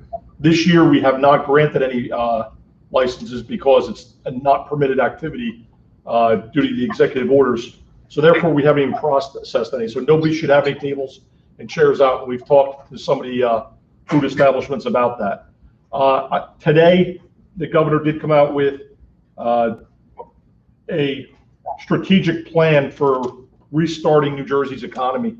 Part of that is going to contain a plan on outdoor seating for food establishments. What I propose is that we go ahead and when that comes out, I'm anticipating there's going to be certain requirements, sanitizing requirements, distance requirements that come forth in that we go ahead and swiftly process those when that is approved. Yeah, I think we approved them subject to the restrictions the governor puts on them. Okay. Okay. Any objections? Next topic. The letter we received today is from Martin's Casuals. I'll read it verbatim. I have plans to reopen Martin's Casuals in the smartest way possible for the safety of my employees and my customers. I will have signage outdoor requiring masks to be worn by all customers and to observe social distancing of 6 feet while in the store to the best of their ability. There will be 2 wide doors open up front with velvet rope and stanchions with a person stationed there for crowd control. We'll be limiting the amount of people allowed in the store at one time. We'll have hand sanitizer at the front of the store and at the register. We'll also have a plexiglass guard at the register, and all employees will be wearing masks and surgical gloves while working at all times. We'll be also selling masks, which will make us an essential business. In the back of the store, we have 8 fitting rooms, but we'll only have 4 open that are 6 feet apart and have curtains, not doors with doorknobs. On the side, we have 3 more dressing rooms, but only the 2 outside rooms will be open, not the middle one. This will also be keeping the 6 feet apart rule. That is my plan. I look forward to being in business as soon as possible with yours and the town's blessing. Sincerely, Lorraine Hessline, proprietor, Martin's Casuals. I did speak to Mr. George about that. As far as her assertion that she'll be selling masks, and that makes them an essential business. I'm not sure if that fits the definition, but I think that our recommendation is to do the same here as we just did with a couple other things. Approve as long as the executive orders, they're in compliance with the executive orders. I'm not sure that we even need to approve it. I don't think it's our place to be approving what businesses are allowed to operate and which ones are not. Okay. Across the country, you see the resistance, but we didn't shut her down. So we can't give her the authority to open up. The governor shut her down. The governor gives her the authority to open up. If she does something contrary to the governor's orders, what we do about it really is the question, or what we don't do about it is the question. But I don't think we need to be giving or should be giving permission or approval of those things that are perhaps contrary to what the governor said. You know, do what you feel is necessary, but I didn't stop you in the beginning, and I'm not going to tell you you can go forth from this point. Anita? Yeah, I think you said it right before. You said it's all right with us if the governor is approving this. So we're going along with what the governor says. We can't make any changes. We have to listen to what he says. He said it before, and I think that's a good one. So Mayor, I'll just direct, my response will be for her to continue to follow the executive orders as she has. That's it. Very good. That is it, sir. Wow. Does anybody else have any other summer topics that they would like to discuss? Mr. Lamb, I see your finger up. Yeah, a couple of things. The tennis courts, the county has allowed tennis and pickleball. If Mr. Bryce and I spoke about this earlier, if they play singles and they respect that 6 feet apart situation. So I certainly don't have an issue with opening the tennis courts and also the pickleball, again, if they adhere to the distancing, 6 foot distancing. So Great. I think it's appropriate. Anybody else have any objections to that? So be it, Bob. Mrs. Filipponi had some comments. Yeah, I don't know if you can see this, but this is signage from one of our neighboring communities about social distancing on the beach. I hate signs, but I think we need them. Just brought it as a sample and a suggestion. Mr. Bryce, you want to look into what the cost of those signs would be? Yeah, me and the DPW superintendent are already in contact with the sign maker. We're getting them final drafts. And then the other thing is I have a request from Pat Maroney from the Beautification Committee, asking permission for her volunteers to go and do the plantings in the containers up on the boardwalk, even if the boardwalk is still closed. They're kind of ready to do the planting like now in the next week or so. So if we don't open the boardwalk completely, can these volunteers have permission to go up there and do the plantings? And I told her I would ask. I think if they're not in groups larger than 10, they can do what they want to do. I would have no objection to that. Maybe more than 10 total, but there'll only probably be 2 at a time at any given planter. So, you know, they'll need an entourage up there. So I'll call Pat and tell her to move forward with doing the planters. Okay. While we're on that topic, hold on to that thought for a minute, Anita. I want to go back to the boardwalk. Again, on my mayor's meetings, many of the towns are putting a line down the middle of the boardwalk and making one side, the right side, one direction, and the other side, the opposite direction, north and south. I've asked Mr. Bryce to see if he can get a price from a vendor to paint a stripe, but I'd ask that it be a water soluble or a temporary paint, something that's going to wash away eventually, so that when all of this coronavirus is forgotten, that will no longer be there to remind us of that. Mr. Bryce, did you make any progress on a number on that? We didn't get a number back, but I talked to the DPW superintendent. He may have the equipment to do it. The concern he would just want to make sure that it looks appropriate and straight and not something that is going to be an eyesore. So again, he could do that probably at a reduced price if we do want to go ahead. We were waiting to see if, you know, it did get approved, or if that's something we wanted to move ahead with, definitely, before we reached out for a price. But he could probably explore doing that in-house if we needed to do that. Okay. Bob, you had your hand up? Yeah, I did. I spoke to Ted just before the meeting, actually, and he said he can do it. It would take him quite a while. I mean, we don't have, you and I spoke about it too, Mayor, and you said that, you know, that you have a truck that could just drive down the middle of the boardwalk and take care of it maybe in one day. It would take him many, many days in order to accomplish that. You'd shoot a line down the center, and maybe you could do a few hundred feet. It's going to take him a long time to do that, and it's going to be costly too, just to, you know, paint and such. So, Jim? Possibly the county has a truck that could do it for us under Schedule C. All right, why don't we take a look at that?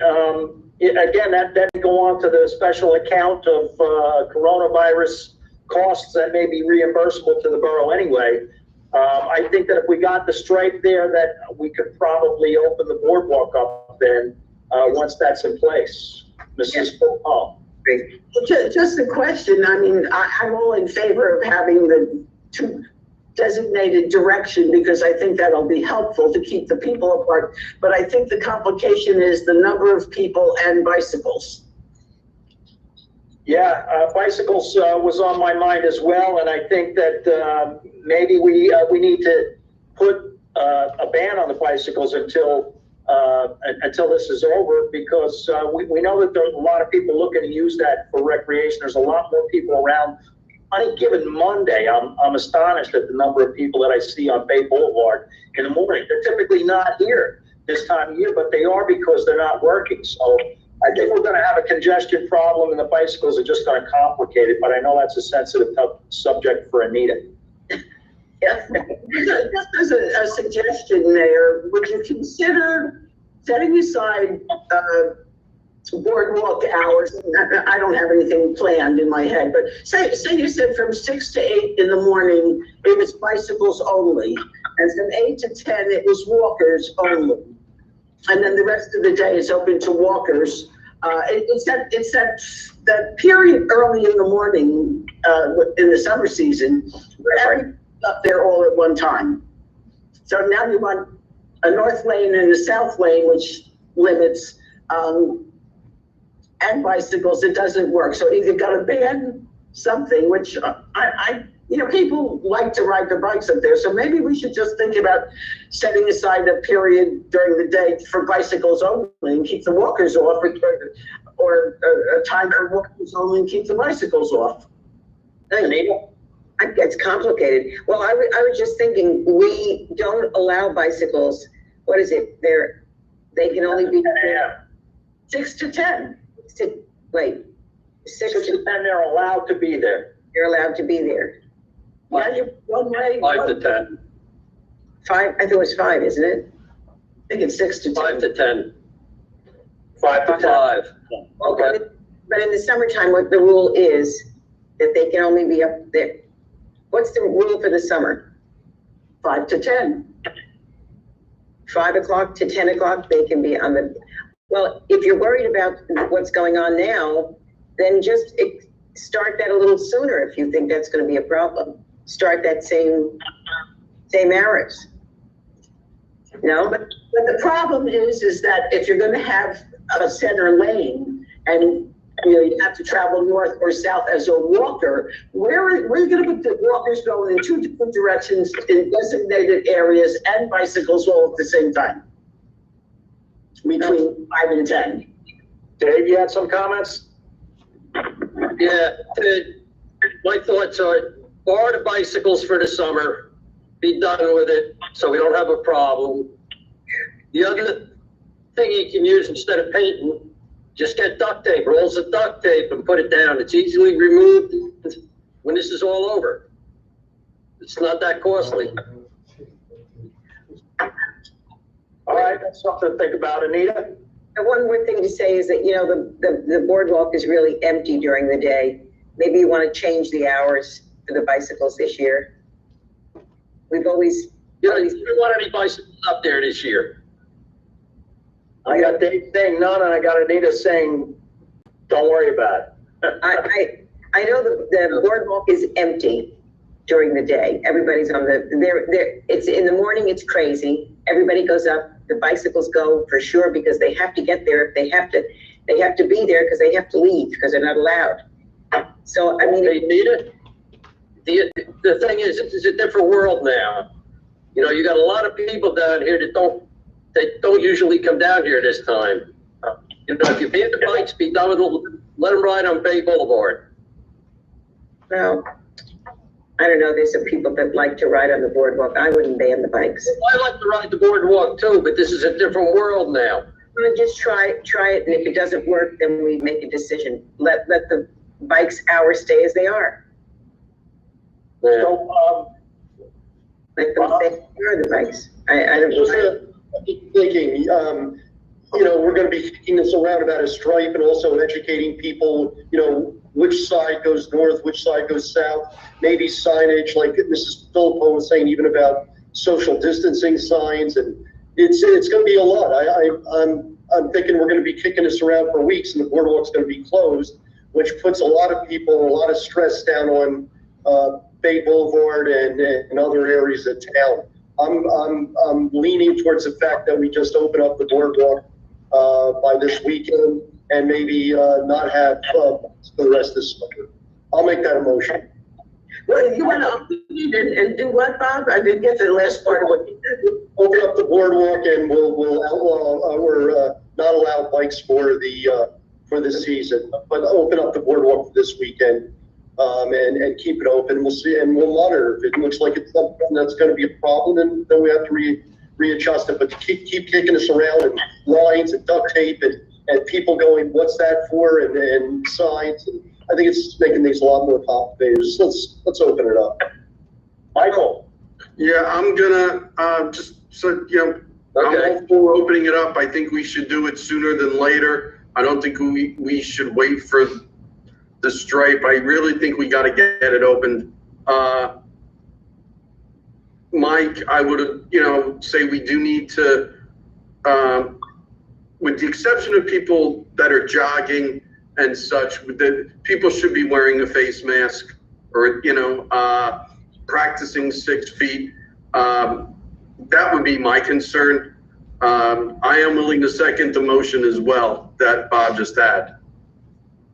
No, I wouldn't second it because I think that's being really tough on the people that ride bikes and really love to ride bicycles on the boardwalk. You're gonna have a lane each way. The bikes are gonna be able to have to stay 6 feet behind the people that are walking in front of them. So if they really want to ride, that's not gonna be the best place for them.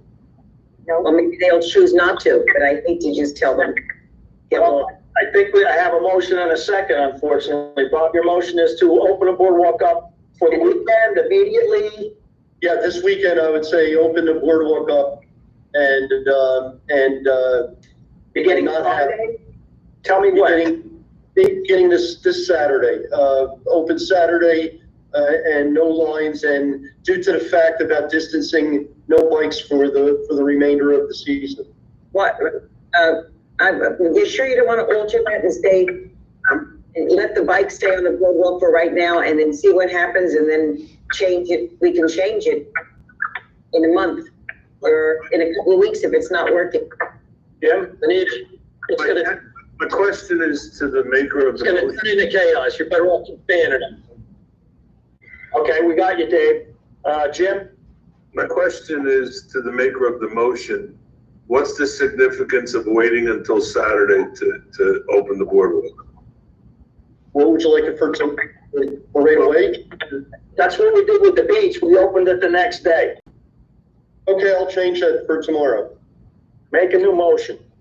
New motion, or I'm just amending my motion. It's the same motion, and I'm gonna add it starts tomorrow. Starts tomorrow and banning bikes for the entire summer. Good. Yes.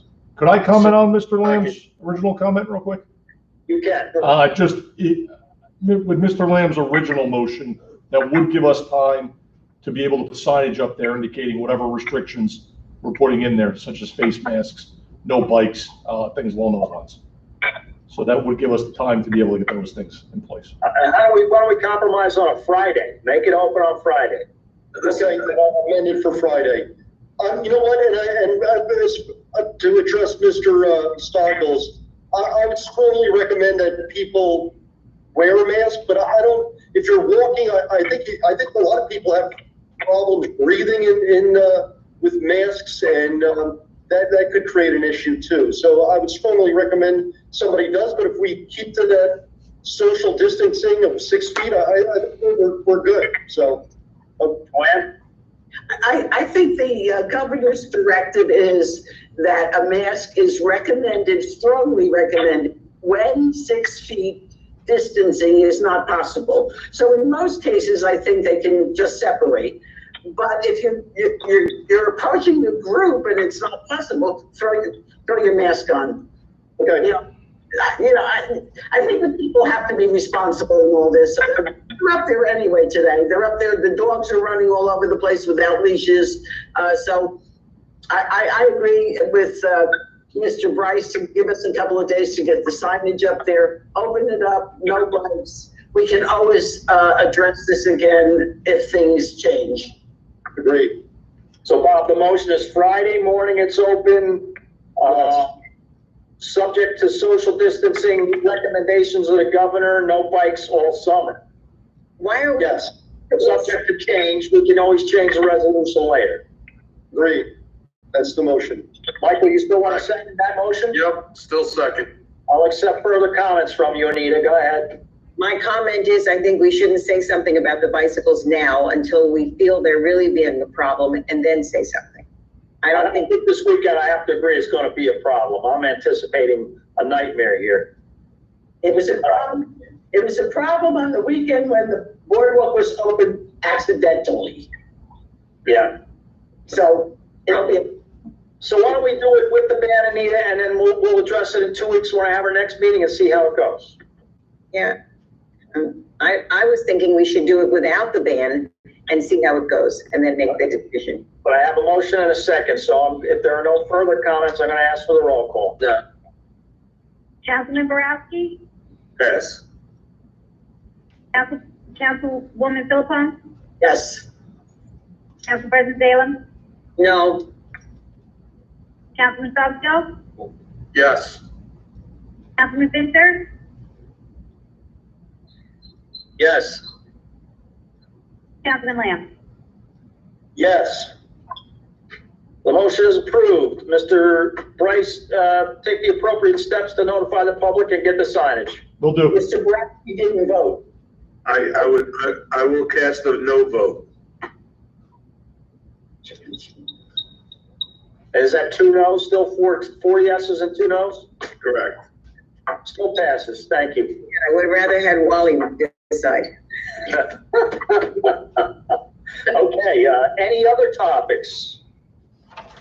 About new business? Anybody got any new business? We need to have like all in ahead at this point. I guess this might be new because, as like I said before, this town plans so many wonderful things, and I'm so sorry that we have to miss one of them. And one of the things I'm sorry we have to miss so much is the month of May. The month of May is Armed Forces Day. It's a day that the Second World War was over. It's a day, it's like a Veterans Day. It's just a wonderful thing.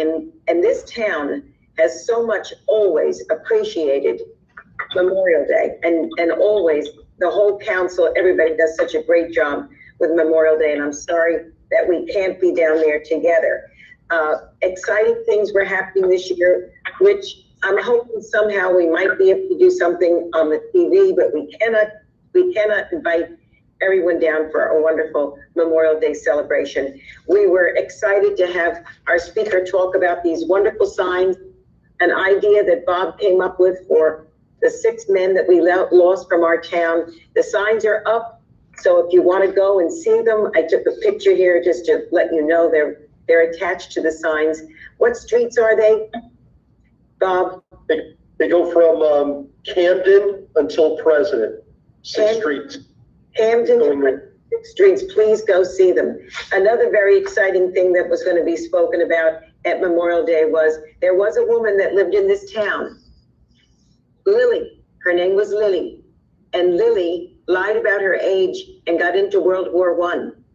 And then when World War II started, Lily lied again about her age to be able to go to World War II. So Lily was served in 2 world wars, but her name was never put on the monument. And her family was kind of upset that nobody ever in the family, insisted this happen. But we did have someone now, her family has asked please, and Mr. Bryce has done a great job. If you can see this, you can see Lily's name. It is now on our monument. And we had the company please come and engrave it for Memorial Day. So Lily's name joins, and she is the first woman on the Lavalette Monument, Lily, and she's Sharkey Barron's is her granddaughter, and this is Lily. So it would have been a very exciting thing to be down there together with all of you. May, so many things happened in May. Now, you know, that's May 8th was the end of World War II, and Memorial Day was usually earlier, but they put it later in the month so that it could be the beginning of the unofficial start of the summer season. And we always have such a great time down there. We have the table that Mr. Borowski always sets up. Everybody does something wonderful, the speeches, the poems. And if something can happen before that, that we can put it on television so that you can join in with us and celebrate and commemorate such a wonderful day. So I'm sorry that we can't do that. Okay. Yeah. Any other new business? That was new business section. No, Mr. Borowski. Yes, on Friday, Mayor Lucistro, myself, and Administrator Bryce participated in a Zoom conference call. As you know, over the past several years, been working towards trying to get some behind the meter auxiliary generation set up in the electric utility, try to do some peak shaving and try to lower our electric utility costs. Thought we had a very favorable presentation. I spoke to the representative today, Mayor, and he asked if you and Mr. Bryce could put together a couple dates in July that we can work around and take a site visit to the unit that's operating in Philadelphia. And we can actually hear and see what this thing would look like in our location. Okay, I could do that with Mr. Bryce. We'll let you know. Thank you so much. You're welcome. Any other new business? Seeing no further hands. How about that? We're going to move on to comments from the public, and it's my understanding that we may have some comments from people who are not actually people, using not their real names. So we're going to limit this to people who identify themselves with a name and an address, as we normally would do if this were a meeting in the public forum. We're going to keep the rules consistent. Bob, your comment there? Thank you. I appreciate it doing that way instead of anybody making a comment. All right, very good. Mr. Bryce, you want to start us off here? So, Mayor, initially we put a comment up there when we started the meeting saying, please don't comment until you open the floor to comments. Since that time, a lot of banter has appeared. I'm not going to read that banter. What I'm doing now is I'm also writing text that we are now opening the floor to comments as per your motion, and I'll read anything from this point forward. But like I said, there was a lot of banter back and forth before. So at this point, I'll read what we have. And again, I'm sorry, this is continuing a lot of the banter up there. I have from Marlene Brown Chamberlain, 26B Bond Unit, Lavalette. I have Donna Cunningham, 120 Bond Street. I have Justin Lamb, 121 Philadelphia. Thank you for opening the tennis court. I have Eric Birchler, 1503 Grand Central. Ann Vitale from Virginia Avenue. Do not agree with the ban of bikes on the boardwalk. Eric Birchler, no address provided. Thank you for clarifying rental rule when opening the boardwalk.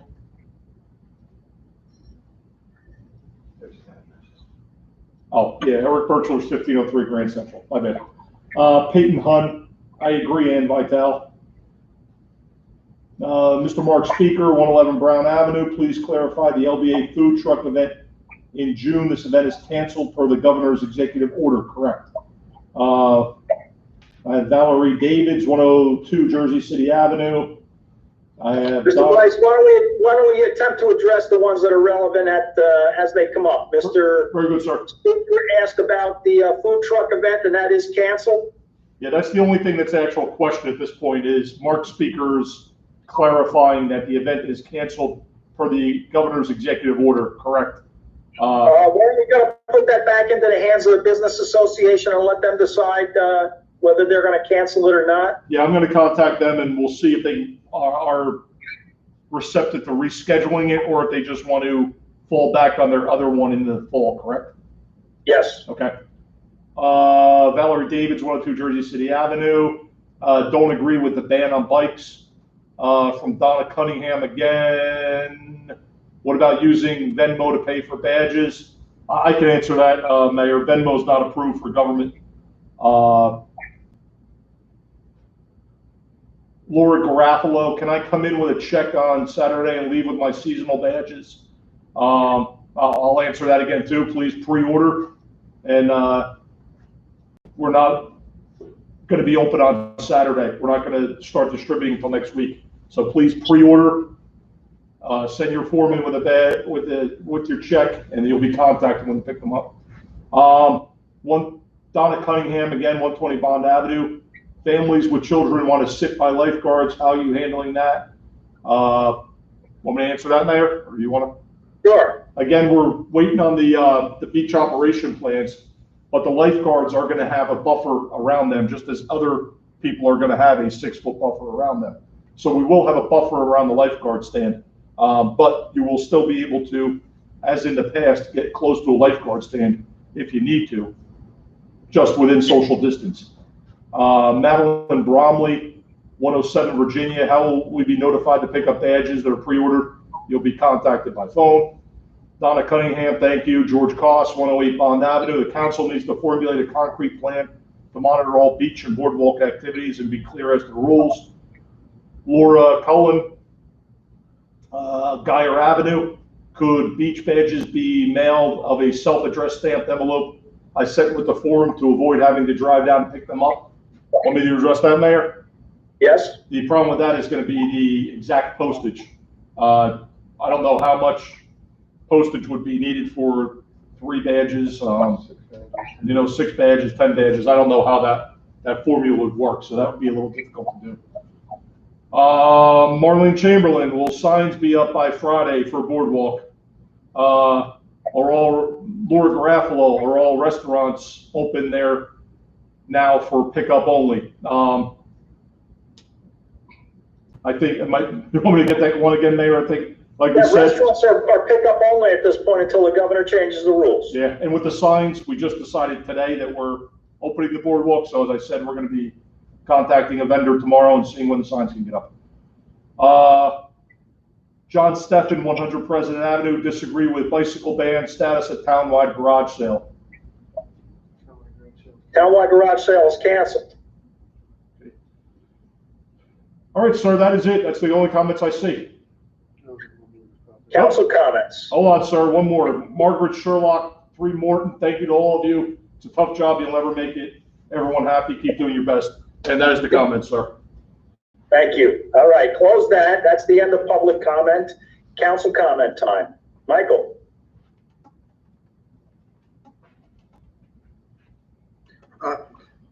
Yes, Mr. Mayor, I just wanted to piggyback on what Bob just addressed and some of the answer regarding the badges.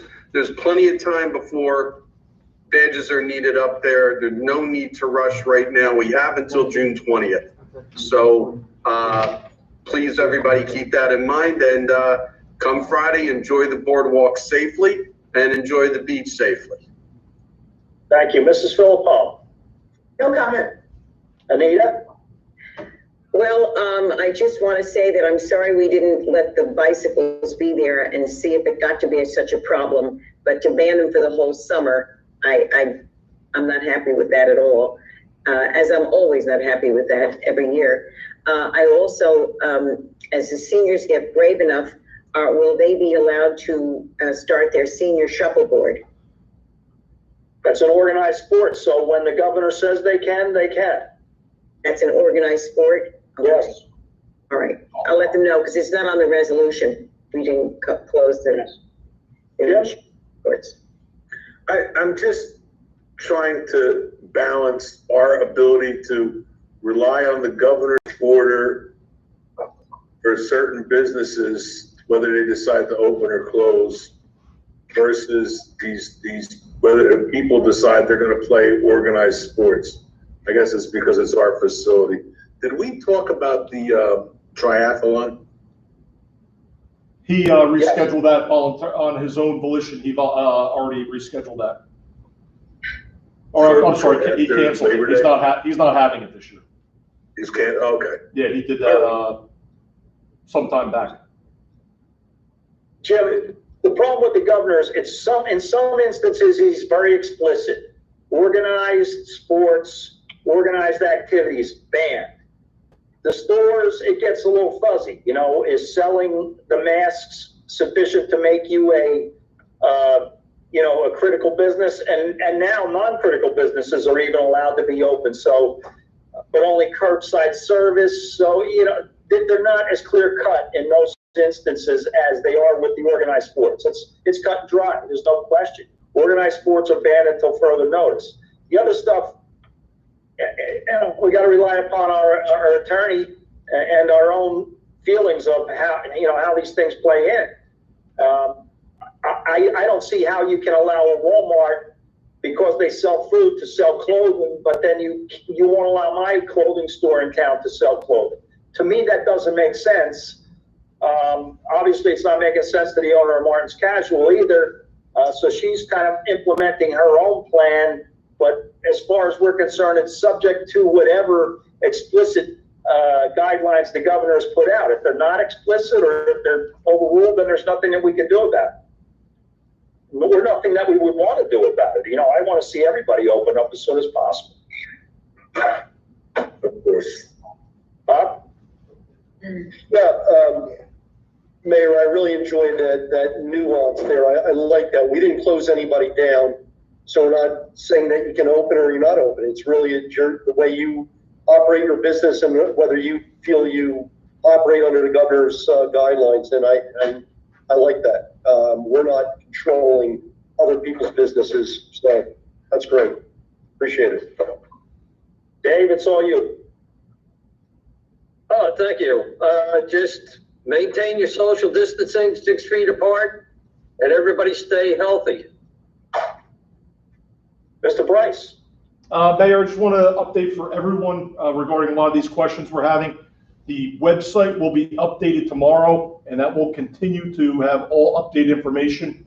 We request everyone go to the website when they have information or when they have requests. We're getting a lot of heavy call volume lately.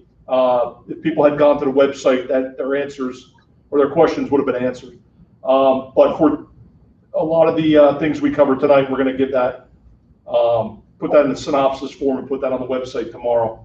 There is a question I do want to go ahead, came in after with the comments, and this will touch on that too. Someone was asking about how to renew a dog license in Goose Patrol. Again, Borough Hall is open for business, just you have to conduct remotely. Use the Dropbox. You can drop your application off in the Dropbox or mail it in, and it'll get processed. So we've been doing business like that for 2 months now, and we'll continue. Yeah, and a copy of your rabies slip. The dog's not yours. This is from above. Just a reminder to everybody, there is an application for beach badges in the center of the calendar. So they don't have to go online to get it if they don't have access to a printer and whatnot. They can use the, right in the center of the 2020 calendar. So good point, Mrs. Philippone. One addition to that, we have updated the form online to include the credit card option. Before it was only check. We have updated the form to include credit card. So if someone wants to put the credit card information in, they'll need to use one of the forms found online.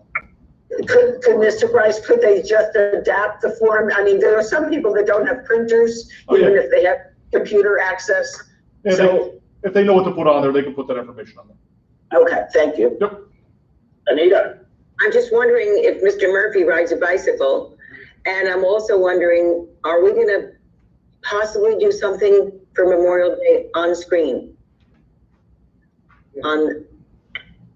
I thought you were going to be filming something. Okay. And then I don't know when it's going to be broadcast, but you can broadcast it anytime, multiple times if you want. Okay, so let people realize we might be doing this, so watch for that. Okay. doing something for Memorial Day. It's a shame to pass it by without doing something. Absolutely. Is it possible to take the film and have, Matt schedule it to repeat online somehow, and they can go on lovelet.org? I'd like to see it at 11 o'clock on Monday, like we usually do, at least. If not, I think YouTube videos are accessible anytime you want to go there. Once it's uploaded to YouTube, anybody can go anytime and get it. so we'll put a notice on our website that the Memorial Day ceremony is available online, starting at such a day and time. Yes. Good. Okay. Okay, my final comments.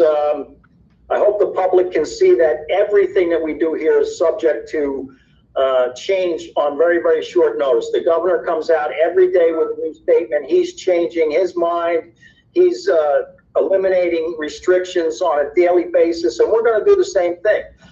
We're interested in primarily the health of our residents and our visitors. We're also concerned about mental health, as far in addition to the physical health, and being locked up and stuck inside is not good. It leads to alcohol and drug abuse.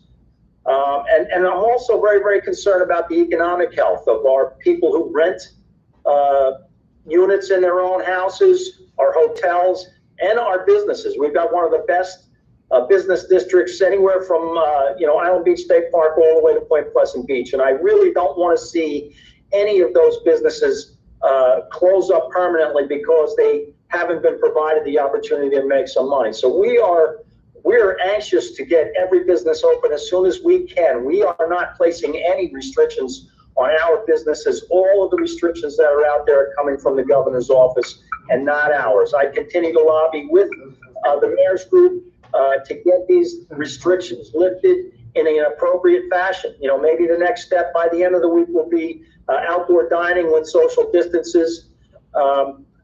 That might be a good next step, so we can get those tables out there, but we monitor it. Mr. Bryce is on with the governor's office every day. I'm on it. All the council people are on this thing, and we're looking forward to hopefully a normal summer and eliminating as much of the restrictions as we possibly can here. We appreciate the comments from the public. I appreciate the council's cooperation tonight with raising their hands and being recognized. I think this is the best one that we've had so far, and I expect they're just going to keep on getting better and better. If there are no further comments, then the appropriate motion is a motion to adjourn. So moved. Second. All in favor? Aye. Good night.